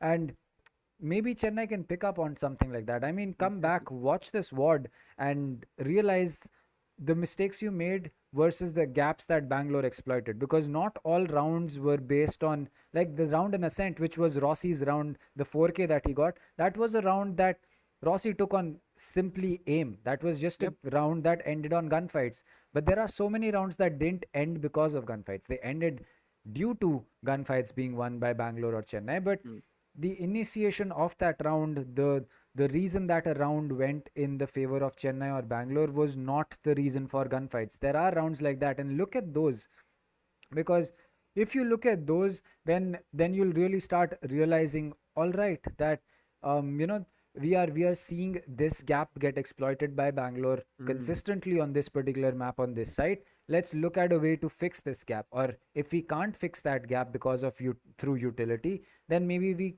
constantly keep a watch on that particular part of the map, because we saw Rossi so many times just able to walk through the smoke in A yep. side and kind of take control next to box, next to nest. And that is a very strong position because you can deny Mm, nest, you can deny lane peak, you can deny heaven peak, and you can deny all of rafters. Not to mention that you can watch CT as well. So if you can do something like that, well then you can maybe change the outcome of a few rounds for yourself. mm-hmm. Yep. Chennai is playing it. I mean, I would really give it to them that they're working really hard. Yes, they are just fighting tougher and tougher opponents they face, but that will be the case every day from now onwards because we are almost half day throughout the tournament. Now, if they do not understand this, it'll just be a rolling stone now that they will be just playing matches and they'll be just going down. But Chennai has that potential. It's just that little bit of mistakes that they are making is just being outright exploited by the opponent team. Once there's an aggression in the first pistol rounds, Chennai played it really well. They understood there will be an aggression coming from the attackers, and that's where they took down SK Rossi. Yes, a couple of trades here and there happened, but because their whole team was present on the side to make even trades at different angles, they did have crossfires. I'm not sure whether that came intentionally or unintentionally at the heat of the game on those first 2 pistol rounds, but that was a really good execution from the side of Chennai. But as we progress to the full buy, understand full buy coming through, the opponent team will not let it go. They would want to take rounds with them as the full buy rolls in. But once the full buy rolls in, you need to understand SK Rossi will also try to push in just like that. It's a full buy. He will not take even the slightest disadvantage. But now you need to understand how will he push in and what kind of abilities can you use to throw him out of the game. As you mentioned, Dr. Dan, him taking his position near the box through pushing A side, he just pushed out from the dark cover and nobody was watching the dark cover. I understand certain times you put up a dark cover to fake it. If there's nobody on sides, you just put it so that the opponent is worried about it. But this time, opponents were there, the defenders were there on side, but somebody not watching the dark cover, I think, was just giving them an opportunity for the side of Bengaluru. And these slight mistakes is completely red from the opponent. If you're putting a dark cover and if you're not ready to fight with the aggression coming from the dark cover, I saw SK Rossi. He did not use a lot of leers. He did not use a lot of strategies where he asked his team to throw a grenade, throw a turret or something. He told his team, "I want you guys to take control of the left side of A. I will take the control of right side." And as Dr. Dang mentioned, there is control of nest, rafters, heaven opening, and CT that can be seen. That's what SK Rossi just said. You need to take people out of on the left side so that I can take this edge for myself so that we have a lot of area in our favor. That's all Rossi was doing. Yes, he was not using a lot of utilities. He was using his heal, dismiss, and things like that. But Lear was only certain times that we saw when he wanted to play alone when his team was not together.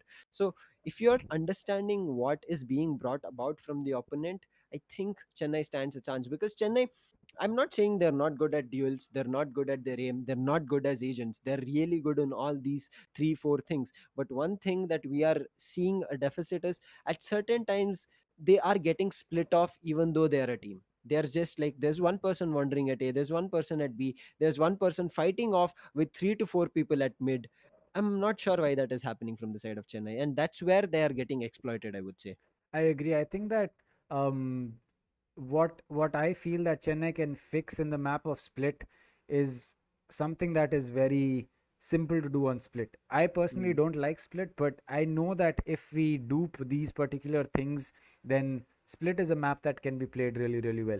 As long as you play close to your teammates, as long as you try to play for trades, Yep. as we said, the 5 second rule. If you're more than 5 seconds away from your teammate, you're too far away from your team. As long as you keep that rule in mind and you make plays with that rule in mind, I think that you have a very, very good chance of taking this map. And well, if you can, I think that you will be seeing a lot of, a lot of difference in terms of the results of your gunfights. I like the pick coming in from the side of Chennai Clutches. They have taken a Viper. I mean, it can be working out really good just if you know to play her really well because she is really great as an agent. And Kappa is online for the side of team Bengaluru Crushes. It looks like they are trying to do something new here. SK Rossi back on that jet, skills going back on his duelist, Kappa coming online, Mizo is yet there, Snorlax is there. It has been traded for Vexi here, but the same lineup is there for the side of Chennai Clutches. Brickshot has, however, Choose your gone for a agent. controller rather than a duelist. Koki going for the Sentinel as usual. Kubrix and Zishu are the duelists for now. Chobes is the controller from the side of Team Chennai Clutchers. Well, that is a good lineup coming forward from the side of Chennai and a good one from the side of Bangalore as well. But will that work out? We will have to see. So, quickly, let's have predictions from you, Lucifer, as well as from the chat as to what do you think is going to be the outcome of this game going forward. I think, Dr. Dang, it should be somewhere around 37 or 13-8 for the side of Team Bengaluru, only if the Viper plays really well from the side of Chennai. Otherwise, it might be even a huge round differential coming for the side of Chennai. If that Viper is not used at best, yes, they are on attack now, but they need to use that Viper at best. She is a really good agent. If that does not happen for the side of Chennai, I think it should be getting difficult for them. Well, we will have to find that out as we are going to be making our way into the game. This is going to be this is going to be a great one to start off Mhm. with. And well, let's take it away. So, pistol round coming up. Bangalore on their defensive side and Chennai on the attacking side. Well, the Viper in play on Chobzi is going to be interesting to see how influential that is going to be. But as we speak about that Kappa, he's going to be taking a lot of damage. The heal has been popped, but Snorlax gets one and Zishu lands that shot through the box onto Kappa's head. Okay. He's going to get that kill for himself, and Heaven Control is taken from the side of the team of Chennai. They're going to get another pick for themselves. Koki is going to get one before falling to Mizo. We're down to a 2v2 between Mizo and Rossi. And well, this is going to be a clutch and a half from the side of Bangalore. They're going to come out on top of this. Yep, and as we talk about it, Chobs will be the man. He'll be taking one for himself now. It's all up to SK Rossi. He's coming in from the dark cover. He's made his way. His position has been called out. Now there is a crossfire, very good held. If the Chobs does not manage to do this, ooh, that's nice. That's a good rotate. I mean, I was wondering why Chobs was not peeking that when SK Rossi was fighting alone there with Drickshot. But it was a good rotate coming in and using the Viper at best here to push out so many positions, hold that CT, those stairs with that poison cloud was a good call from the side of Chennai Clutches. This is what the pistol rounds, they are playing it really well. They have strategies coming in the pistol round, but once they move into full buy, there is some kind of changes or some kind of I'm not sure. It's just getting split up from the side of Chennai once the full buy comes across. But now we are starting on a bonus for the side of Chennai. They need to capitalize on this as a grenade is being thrown by Skills, but nobody gets hurt as they make their way into mid completely. Zishu taking the first kill, making their way. There is backstab. Skills and SK Rossi will make even trades. It's back to a 3v3 situation with picking up a couple of rifles. As Skills makes matters even worse, taking one more in the favor. However, Trickshot has entered the side. Spike is planting, but he throws a grenade. Skills does manage to hurt him, but the spike, however, will get planted and Zishu will take one down. In the meanwhile, the site has been already cleared to defuse the spike. Well, there we have another question. Hyderabad may not have been in their best state last game, but do you think with the addition of Antidote, Hyderabad can be an even bigger threat to all the other teams? I completely agree. I think that yesterday we saw Hyderabad not play the best game, and partly the reason could be that since Antidote has not played for such a long time, it will take him a little bit of time to get back into the same skill level that he has, and it really does make a big difference, because on the face of it you might think that, oh, maybe Antidote needs a few games to work, come back to where he was before his break, but after that it should be easy for the side of Hyderabad. No, usually players pick up different habits, maybe they pick up a different play style after their break, and which is why the team kind of does have to adapt a little bit to the play style. But as we speak about that, Zishu coming in, missing the showstopper, getting taken out. Kappa is going to add to that as Drickshot falls as well. Snorlax will hit the as you can say, the acid that the Killjoy drops, but Kubrick's through the smoke is going to get one, and that is going to be a soul orb used up by the Rena to use it as a dismiss. Now there is a man advantage for the side of Bengaluru Crushers. They do have the rifles that they picked up, the SMJs that they picked from the previous round, and it is a kind of a force coming in for the side of Team Chennai, because they did lose the previous round. So if they don't play this smart here, they will lose it out and they will go for a full eco, because they do have two Vandals that they need to work. Yes, they are better rifles than a Spectre, but they're going in close range where Mizo has a Spectre. It can work out. Yes, she does, but there is one trade coming, no, two coming for the side of Mizo, and a complete disadvantage now for the side of Team Chennai Clutches. Koki, we have been seeing this man doing insane clutches, but he gets spotted with the Phantom, and connecting an headshot will be Kappa to shut things down and getting second point on the side of split for Bengaluru Crushers. Yep, that's true. And well, there is not too much. A good round coming in from the side of Mizo, and well, a good round in the favor of Bangalore. And well, I really think that maybe the side of Chennai, they're on attack, so it's kind of difficult on split already, but they need to make sure they don't lose their bearing, because if they do that, then it becomes suddenly a very, very it becomes very possible for the side of Bangalore to turn this around in a blink of an eye. And as we speak about that, Rossi coming in aggressive. Chobzi will fall, but Koki with the Sheriff is trying to get the kill, but no. The Phantom comes out on top as the peak is going to be held by Zishu. He knows that he needs to be very careful. The man on the opposite end is going to be Rossi, and Scubrix falls. Zishu is like, nope, I'm not going there at all. Zishu was doing his jiggle pick. I'm not sure why his teammate went through there. SK Rossi was holding it strong. Now Snorlax supporting Kappa. They're coming in such blazing hot with jumping on the wall, and Skills will be shutting down the last man, Zishu, who was trying to survive for so long, picking up his Sheriff and destroying his clone. Another round for the side of Bengaluru Crushers. This is what Chennai. See, look at the aggression coming in from the side of team Bengaluru Crushers. Mizo did support SK Rossi so much. You saw that Trailblazer was just along with SK Rossi helping him out, and completely thrown off guard was the side of team Chennai, where once in sewers, I think it was Chobs. Yep, Chobs did not know what to do there. He's like, I have a Sheriff, I cannot fight it out, and he goes down with SK Rossi not backing off at all. And even though he was low on HP, he just went there, sat in sewers. But now making matters even worse, as Kappa will start off this round, but Trickshot will get a trade in his favor, as there is a turret which spots Kappa's location and a Nano Swarm which would hurt Mizo a little, not a little, a lot. Loses the complete shield, is back down to 64 HP, no healing available at this moment, I guess, as Kappa makes his way and gives an healing to a knock. I'm not sure, but as we talk about it, mid control very strongly hit from the side of Chennai Clutchers. It's back to all Kappa, but Koki is there to destroy and get a round in the favor. It was a full buy, and making it work flawlessly, the side of Chennai is working really good. Well, Yamki or MK, Meki from Sky Esports, he's put in, you lose until you win, but you should never give up for the side of Chennai, and I agree. And MK, well, he works with us at Sky. Always wonderful to work with him.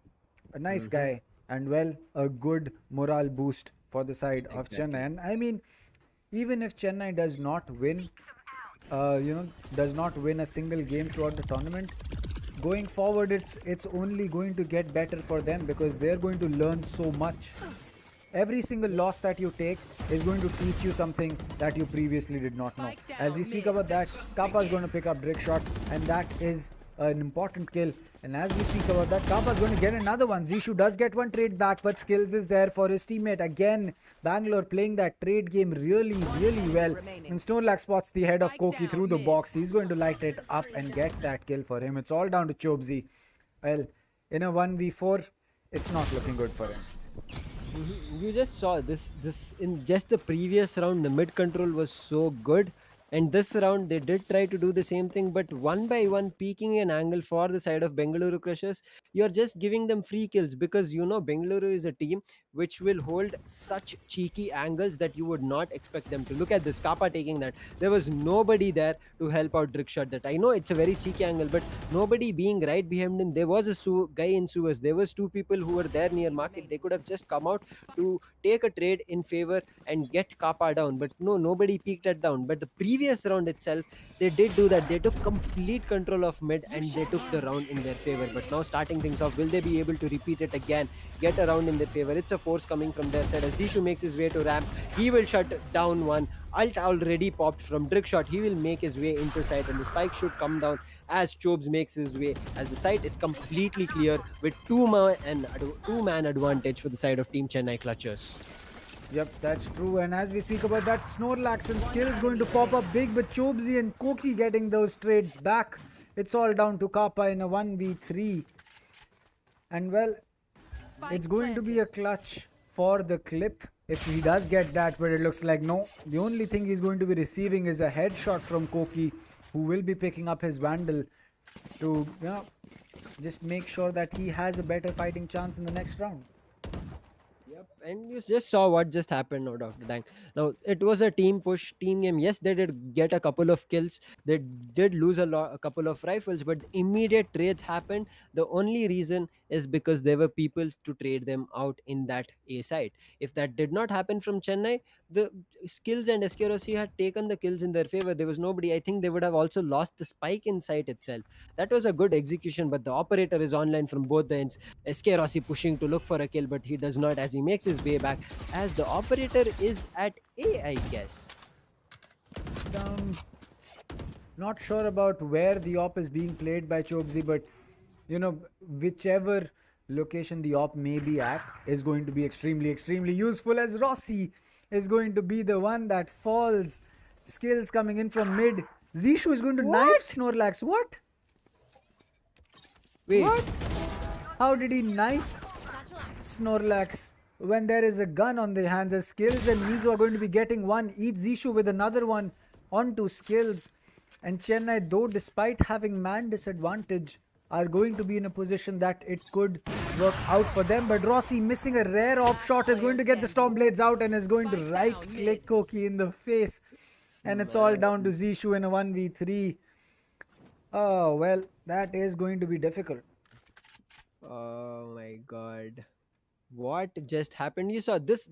I'm not understanding what is happening from the side of 30 Chennai. seconds One left. round, a beautiful team game coming across. The immediate next round, the team looks like it's completely flustered. They do not know where to go here in mid. There were two people. They could have played it smart, but unfortunately, they just let the kills start rolling in their favor, which just took down the side of Chennai. This is just happening round in and round out, getting another round online for the side of Bengaluru Crushers. But as we start off, there's another question for us.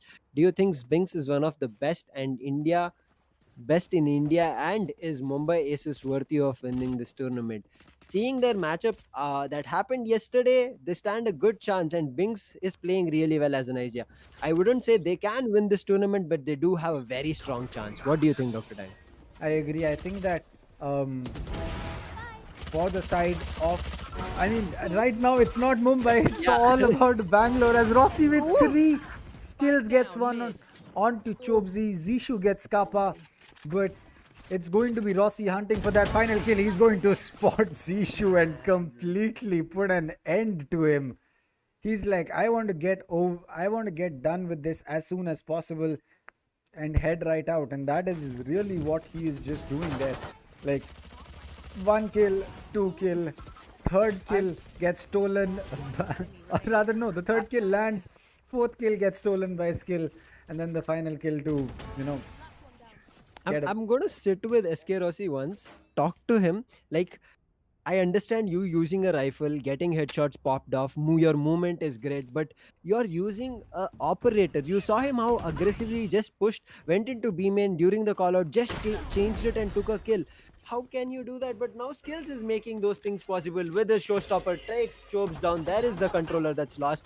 They are trying to look for any kind of backstab, but look at one person holding inside vents. This will get difficult as Mizo pushed out, gets 1 kill. Now there is backstab really bad for the side, but that Nano Swarm working so good for the side of Koki. It's a back to an advantage, but they do not have great rifles in the hand. As Snorlax is already in the side, he might have an advantage here. Yes, he managed to get an advantage. He takes a pick off. His position, a good TP coming across, but there was already Koki looking at that location. And the showstopper from Zishu also popped, but Skills is there. He takes one. He knows the last position as the spike goes down, trying to shoot him down, but his paint shells will be the thing that will close. His showstopper was the one that started the things. Paint shells will be closing the matters to the side of Bengaluru, getting the 7th point online. Oh, well, that's tough to deal with. Again, Chennai just kind of getting outplayed on split, and not sure why. It's not like they're making any obvious mistakes right in front. I mean, if there were any obvious mistakes being made by them, then we would be able to see them and we could be able to point them out. But right now, it's not looking like there are any obvious mistakes that we can see, other than the fact that they're just getting taken out by Bangalore, left, right, and center. And Zishu, as he tries to satchel his way up, he's going to get taken out. Chobzi falls as well. Rossi missing a rare off shot. the updraft as well as the Stormblades coming out. He is going to get spotted and he will be an easy target for Koki. It's basically looking like it basically is like looking up at the sky and trying to look for a bird, and that is exactly what will be happening. Koki picks up another one for his troubles but gets traded out instantly from the side of the Sage. And well, Kappa, he can really play any agent as well. Yep, I mean, they are people from the side of Bengaluru Crushers. This is the time, this is what we were talking about.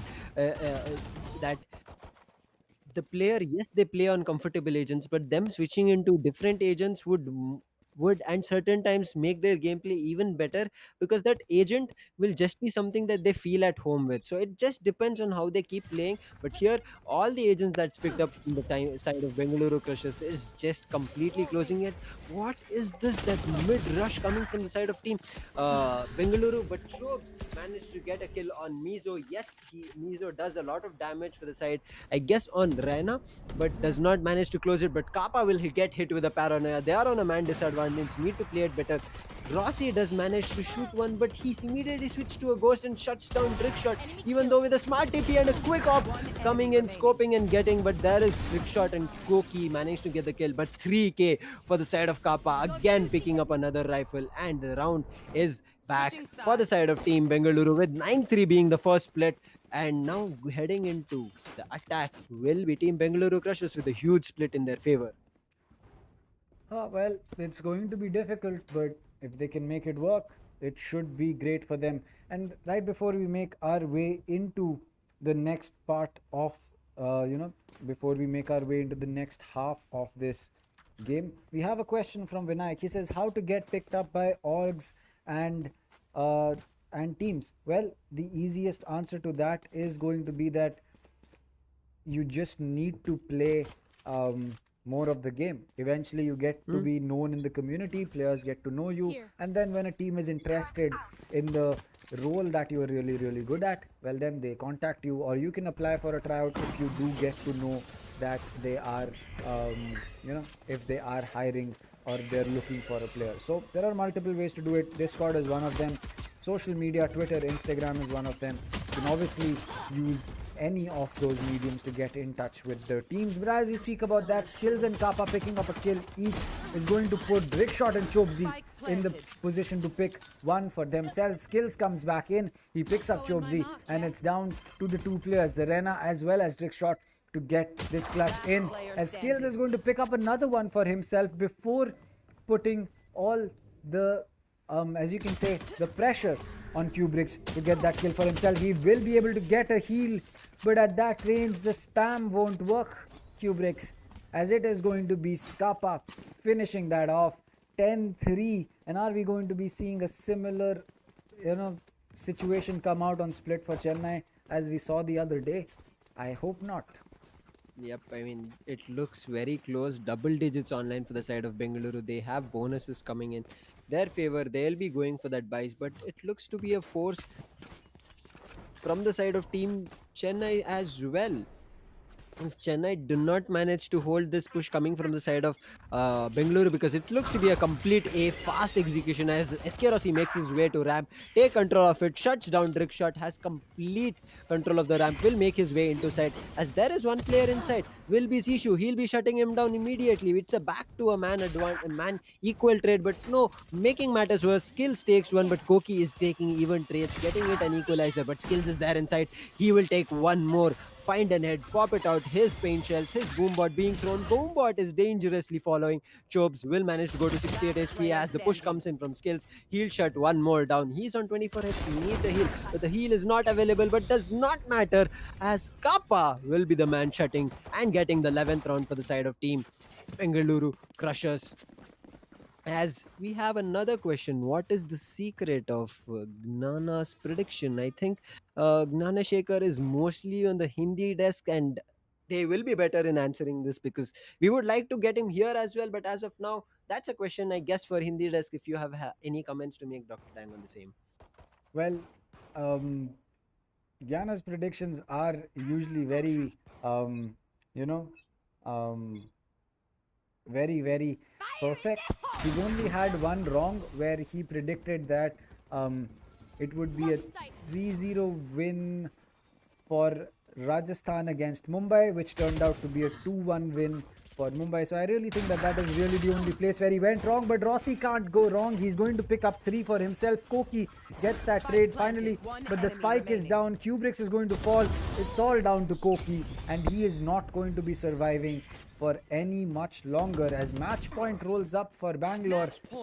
Things are looking very, very dicey for Chennai, and I really feel that as far as things go, we just should not be seeing this kind of a similar scoreline come out from their side, because I really want to see a better version of Chennai coming up ahead. I completely agree with you. It's just getting a little bit difficult for Chennai to do anything as match point is online. They do not have great buys in their favor, a judge which did not work previously, and they're giving a lot of map control which is not easily retakeable from the side of Chennai. I think that's where Chennai is getting and falling short of. Yes, it's a good call that you let the side go for a post plan situation, but you should also be ready for a good retake. Your position should be good for a retake, but trick shot pushing here might not be a great thing because it's being looked after. He does manage to get one, but skills is there as usual. He takes one and takes another one, even though reload animation coming through. But there's a pain shell coming in. Zishu will manage to shut and beautifully find a headshot connecting, but Kappa manages to find a resurrection for his team, getting it back to a very, very bad disadvantage for the side of Team Chennai as it looks to be again a ramp push from the side to be heaven, but Zishu again landing a beautiful shot. Chobs has picked up a rifle, but Snorlax will be shutting him down, and Snorlax will be the man getting Bangalore Crushers a flawless victory against Chennai Clutchers. How, Unfortunately, Chennai, yeah, man. unfortunate. Unfortunately, Chennai is not going to, you know, be able to make it work, and again, they're just going to be, uh, what do I say? Like, is there really anything that we have to say over here? Hmm. I mean, Chennai. I am like, see, you as gamers, we understand that once you're giving away a site, you need to be also sure that you have a good retake coming from your end. Am I right, Dr. Dang? We have a good retake strategy, then that's how we'll do a complete, even if it's a 5 man or a 4 man or a team 2 man retake, that will be only possible when we as a team have strategized this. If we haven't, it will be just like we are blindly running in to get the side in the favor. And I think that's what Chennai was doing. They did let the aggression be taken over. They did manage to send the team to get a planned situation, but they did not have a good retake coming in, because you saw the ramp was given up. There was no information that they were taking before they were heading into ramp or site or even CT, because the side of Team Bengaluru on attack as well as defense had so much control of the map in their favor. Without having information, if you keep pushing, that's something really bad. And in the mid control, where in the last round we just saw, yes, SK Rossi went down, but skills was there to make an immediate trade. That happened the same round where we saw SK Rossi using that operator and doing a mid push and taking a kill in his favor on Zishu. In that map we saw 2 to 3 people rushing mid, but all the 3 people were looking at the same direction, that was heaven of B. I'm not sure why they were not looking for crossfires. That's what you should do. If there's 3 people looking for, 3 people should look for different angles, or at least if the 3 people are rushing into heaven, there should be one person who's back at mid, who is looking at a different angle so that they do not get taken down. And that's where, out of 3 people, 2 people were shut down by SK Rossi, one by skills, and the third one, Zishu at B main, as his location was given out. I agree. I think that Chennai kind of, you know, goes into that trap of just trying to make the same things work again and again. Mm. As in, every single time that Chennai tries something new and it doesn't work, they kind of get scared in trying something, uh, another thing rather. Not trying something new, but trying another way of approaching that situation. I think they kind of get stuck in that loop of, okay, we tried something new, it didn't work out, let's go back to what works.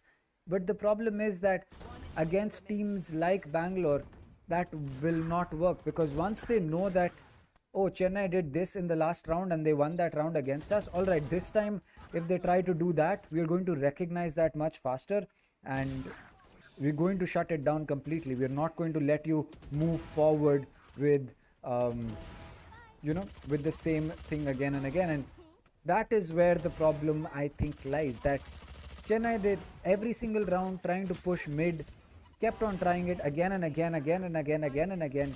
It just didn't work. And maybe figure out a new way to do that. Figure out a new way to push mid, or just don't push mid at all. Because we saw them Yep. push B main, A main.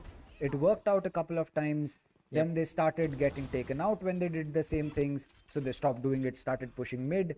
Pushing mid didn't work out. So they went back to doing the same thing of pushing mains, A main and B main, the same way that they always did. They need to come up with a new way of figuring out how they want to clear the basic positions on every single map, because unless you do that, teams are going to adapt to your playstyle very quickly, and Hmm. it might be your map, but if you don't do something new, well, it's not going to work. Yep. I mean, it worked once, it worked twice. Yes, it will never work the third time because the team will be like, last time they did an A main rush, they'll be like, Chobs was here holding with an operator. There was Killjoy right behind him, and the other three people had pushed to side through A main. They would have read this, and you guys will be making the same play because it's the third time. Two times it worked, and that's how the Team Bengaluru Crushers managed to close this map. It's a 13-3 split, huge round deficit. This will add on to a benefit for the side of Team Bengaluru, not for Team Chennai. Even though Chennai get a couple of points later during the tournament, it might not be a great thing because they're getting huge round differentials at this moment. And as we look at the scoreboard, you look at this here, Skills was the man. 375 is his average combat score, but I would want to tell you that SK Rossi, look at his as well. He has just 17 kills, but is close to what Skills has in average combat score. It is 326. That's the only reason because he has first bloods in his favor. He has a lot of kills that he made at were at a much needed position, and he played with his operator for a lot of times. He did not go down uh, as soon as possible or as much as we thought of, but he did make matters worse when needed, and especially in couple of rounds you might see that there's a kill death ratio of 17 and 14, but he did take a couple of kills continuously in a round. It was not like he was taking kill one kill each round. He was taking a swarm of kills in a single round itself. I think that's where his average combat score just increased and was better. But in the side of Team Chennai, Kubricks, yes, we have seen him play the trainer really well, but unfortunately today he had not a good showing. Yes, in the previous two maps it was a bit better, but here for some reason it did not work out for him. That's true. I think that um, the side of Chennai, they, as I said, they need to start thinking about a new way to deal with the situation that they have at hand, because it's becoming high time now. 6 games, Mhm. not being able to lock it out, you are not wanting to be in a position, that puts you in a position where you are right now. So maybe look at changing that in the next game going forward. But I guess that is all that we can really say about Chennai on Split. Ascent, it looked very, very good for Chennai. They started Mhm. off really well. Icebox was a good map, but Split just completely changing the way that um, we expected Chennai to play. And as we speak Mhm. about that, tomorrow is going to be a very, very interesting, important, um, and exciting game, because it's going to be Rajasthan taking on Kolkata. And well, from that, from the two names that you see, you already know that you have some amazing players going up against each other. Yep, tomorrow's matchup should be something spectacular to watch because Rajasthan just lost a flawless streak. Kolkata Tridents have not played a lot of matches. So, yeah,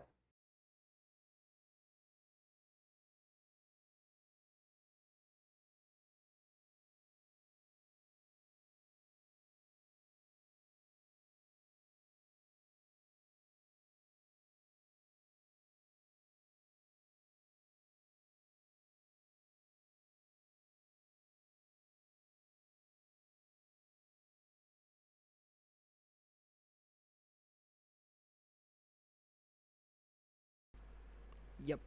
Sorry, we are back. Just as I was talking about it, uh, slight glitch, summertime happening here.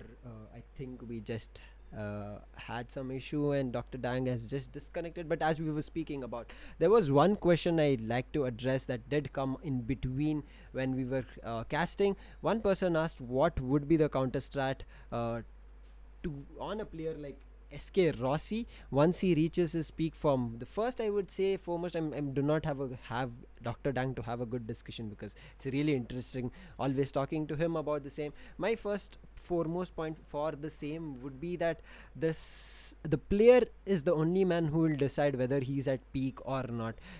Looking at him right now, some players might say that he is at his peak form, some players might say that he has a lot of area where he can improve, but for me I would say that's only up to SK Rossi. He can call whether he's at peak or not, and once he feels that, he'll be just going.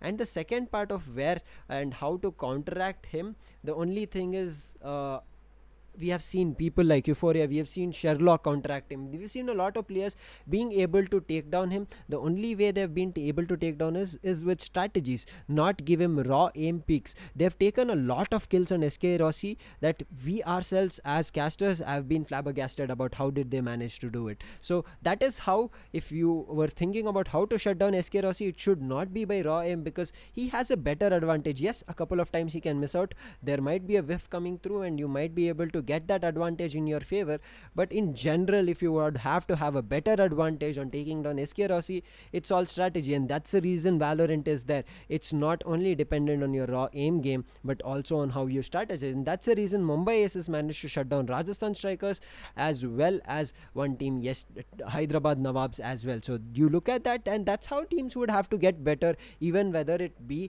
in terms of players or in terms of a whole team. So now, as of today's match, I hope that answered your question. If Dr. Dang was here, he would have had a couple of inputs, but after today's match, look at the points table. 5th position is where Bengaluru will still stay at because they did get a flawless victory, but it was only to make them to 7.5. So the next team which is there is at 8 points, so they need 8.5 points more to make sure they make their way into qualifiers, but they're still a long way away. There's still 9 matches left in the favor of Bengaluru Crushers to make their way to the playing 4 or the qualifiers. But as of now, this points table, Delhi Dragons on top, Rajasthan second, 3rd Hyderabad, 4th Mumbai, 5th Bengaluru Crushers, 6th Kolkata Tridents, Punjab Pinnacles at 7. 8th place is Chennai Clutches, 6 matches, 6 losses, nothing taken away yet. And as we were talking about that, I'm not sure what Chennai has been. I mean, yes, as players, as viewers, as casters here, we can make as much as predictions as possible, but at the end of the day, as we were talking about, it's how these players are playing. Yes, they might have a different strategy. We did see a different lineup coming from the side of team Bengaluru Crushers itself, where they brought a different playing 5 rather than their usual playing 5 that we have seen. Kappa, Hellranger, all those people, Lightning Fast coming into picture, they were not the usual 5 that were playing. It was a different one, so it was a good exposure for the different people joining in for Bengaluru as well, and we saw what they have in terms of capability as well. Snorlax played really well today. Mizo made matters much worse for the side of Chennai Clutches whenever needed, and Kappa and Vexi, what do you need? Both of them were initiators. Kappa came in the last round playing that Sage really very well, defending the sides and making sure his team was always had good health and had them revives available for when it mattered to get the match point as well, just making things better for the side of Bengaluru Crushers. Vexi with his reveals, shock darts, ults, was using it perfectly for the side of team Bengaluru Crushers, and that's the reason Bengaluru did manage to get a victory in their favor. So I'm looking forward to what the side of team Chennai, if possible, bring it in the next time when they are facing off.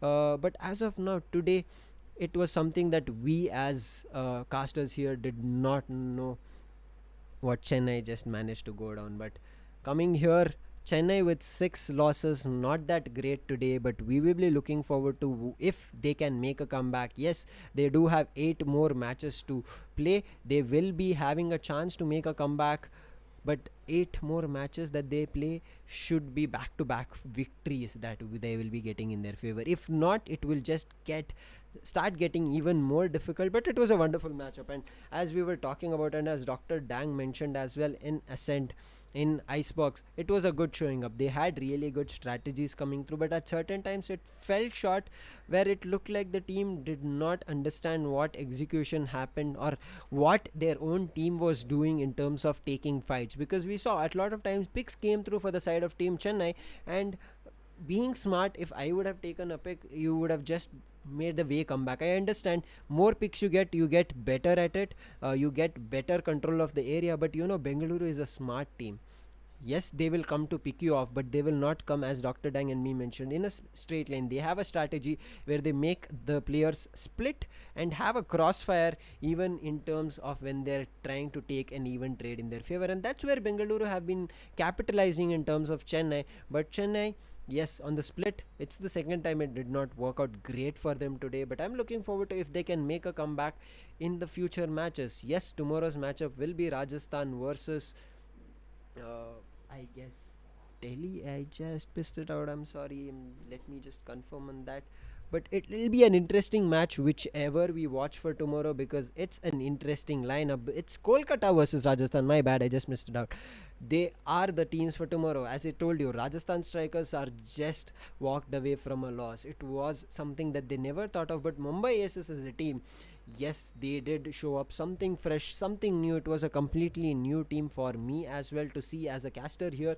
And if that's the potential that Mumbai has, I would say they have more inside them. They can exploit it better for the other teams to have a complete disadvantage going through. But for Rajasthan, it's a statement that they would have to make once they're coming back tomorrow, because Delhi Dragons are happily sitting on top of the points table.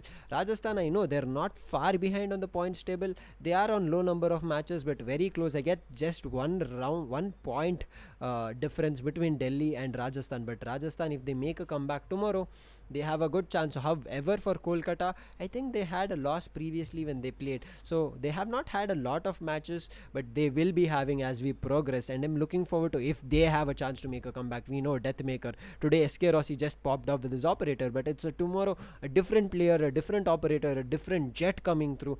Will he be able to make the same kind of gameplays is what we will be looking forward for tomorrow.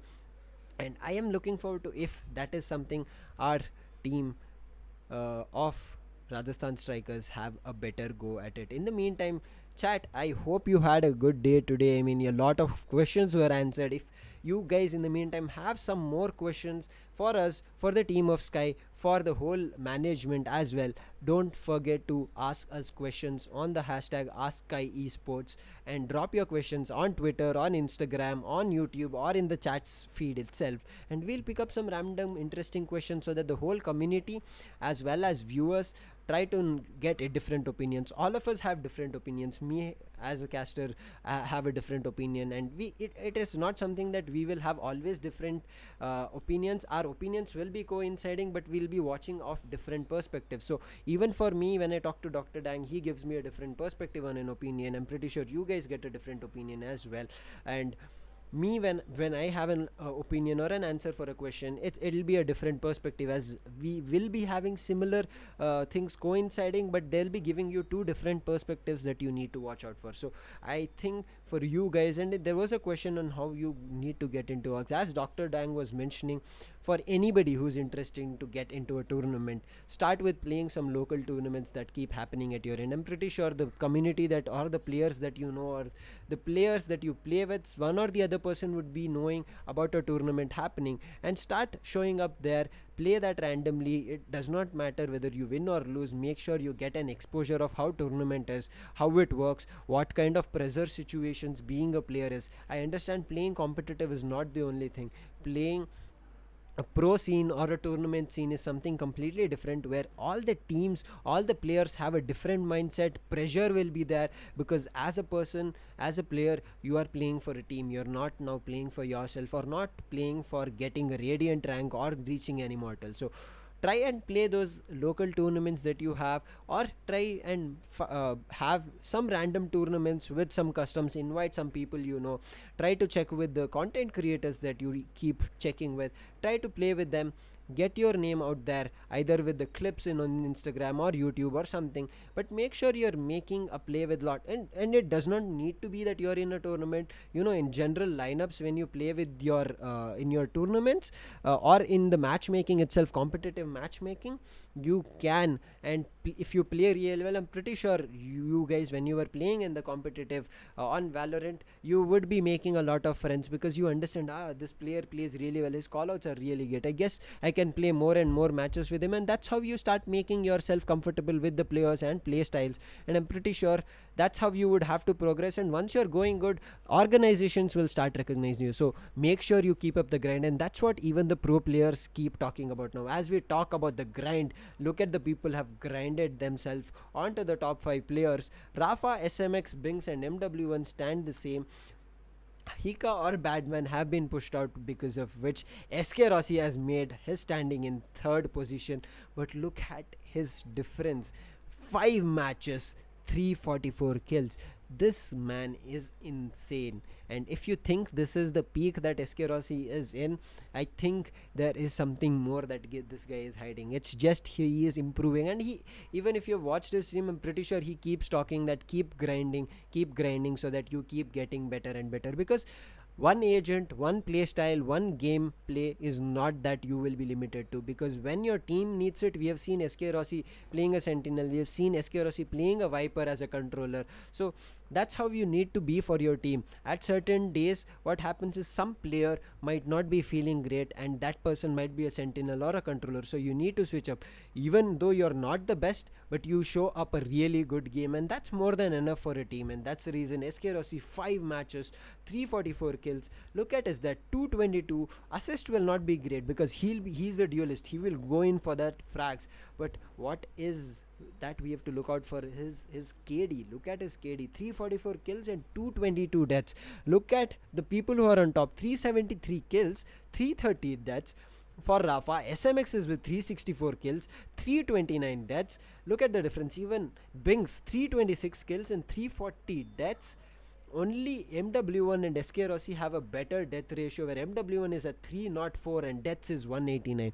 So you just imagine, as SK Rossi keeps progressing through the tournament, where these top 5 players will keep changing. And if you guys have any thoughts on where these top 5 players can go across, drop your comments on the chat, and we would like to know what you guys think about.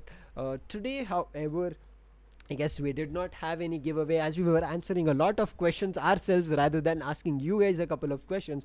But we will be coming back with the giveaways, as we have only done with 6 battle passes. So you guys have a chance for more 44 battle passes in your favor. You can take it away from the side of team from the side, as we are starting off a new season and a new patch. But as we were talking about, the content creators are the ones making a lot of impact, lot of noise, I would say, in this tournament, because of how they are playing. Yes, it was, I wouldn't say Zishu had a great day, but from his position, I guess he was in 4th, made his way all the way back to the 2nd position is something good. He has played 5 matches, 203 kills. Yes, Rebel is 50 kills away from him with only 6 matches, and also has a ace in his name.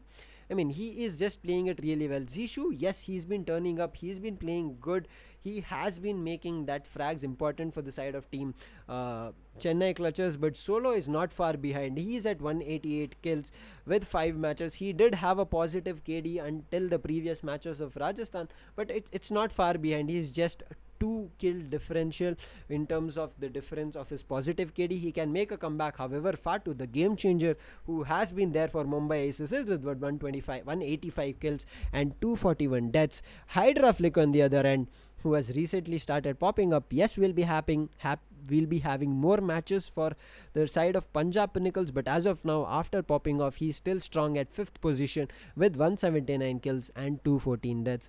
On the side of Bengaluru, we are not seeing any content creators on this board as of now, because Snacks was the one who played a lot of matches. But from that day onwards, Bengaluru have been switching up so that all their content creators have a chance to keep playing. Yes, today also we saw Miso came in, Godvexy, the auction players coming in, Snorlax coming in. So this is really good that the teams are enabling content creators to participate in the tournament as well, and this is what we as a team should keep looking for the same. Now, as we were talking about that, and I guess that's brings us to the end of the day. I mean, it was a really good showing up. Chennai did not have a great day. Um, however, the side of team Bengaluru Crushers did have a really great day. They did play it out really well. Bengaluru Crushers played a really good lineup. SK Rossi started popping off huge. The Ascent map was just crazy for that man. On the side of team Chennai, I would say it was kind of an equal opportunity that the teams were playing. Yes, it was equal kills coming across the board. They were playing together, but only some rounds is where they had equal footing, equal play that they were doing. I am looking for what they will be doing, and I am looking forward to, if that is possible, that the side of team Chennai Clutchers can make a comeback for the tournament. Do you guys think that is possible from Chennai Clutchers? I hope they do get a chance, but as of now, I guess that's what the side of team Chennai had in their box. Yes, they have been improving, they have been doing a lot of grinding, and as MK said, you keep losing until you start winning. So I think that's what the motto that you guys watching here on the stream should carry forward when you're going. That yes, you will be losing a lot, but that's how you learn. You should make sure that you do not get tilted because of you losing. You should make sure that you keep understanding how the game works, how your grind needs to be, what your thought process should be, and how you should keep improving your game. Do not fall on the same agent. I understand a lot of people like playing Duelist, like playing Jet. Do not keep doing that. Try to figure out a different agent that you're comfortable with. Yes, I initially started off with the Sage, I moved to Arena, but then again I'm back to a controller or a Sentinel because I feel very comfortable playing with them, because I feel that as I progress and learn to get comfortable on my aim, then I can move to a Duelist and get better, because at certain times as an individual you cannot completely go out fragging as a Duelist. It does depend on how much you grind, and for SK Rossi, I think the grind is super hard. He is making such good gameplays for his own team, and I think it's just the start for the side of team Bengaluru Crushers in terms of what SK Rossi is doing. But if the side of team Bengaluru Crushers do not manage to keep this momentum, it might get difficult, because we did see previously Punjab Pinnacles shutting them down. But as of now, it's a good game coming in for the side of team Bengaluru Crushers. Chennai needs some changes to be made. Yes, they did show up really well in a couple of rounds, did make some kind of an impact on Bengaluru Crushers, but Bengaluru Crushers read their strategy, and that's the reason Chennai Clutchers went down today. But unfortunately, it's just not a great day for them. They do have a chance to make more matches or more points in their favor, but that will be in the later point of the tournament and later stages of the tournament. But as of now, tomorrow's matchup will be Rajasthan Strikers versus Kolkata Tridents. Don't forget to tune in tomorrow sharp at 2 p.m. There might be more surprises coming in for you guys as we start tomorrow's matchup, as Dr. Dang will again be joining me, and we will be having more interesting discussions. But that's all from me. So stay safe, stay home, play hard, grind, read, study, do well in whatever you're doing. And until tomorrow, this is me, Lucifer, signing off on behalf of Dr. Dang as well. See you tomorrow. Bye-bye.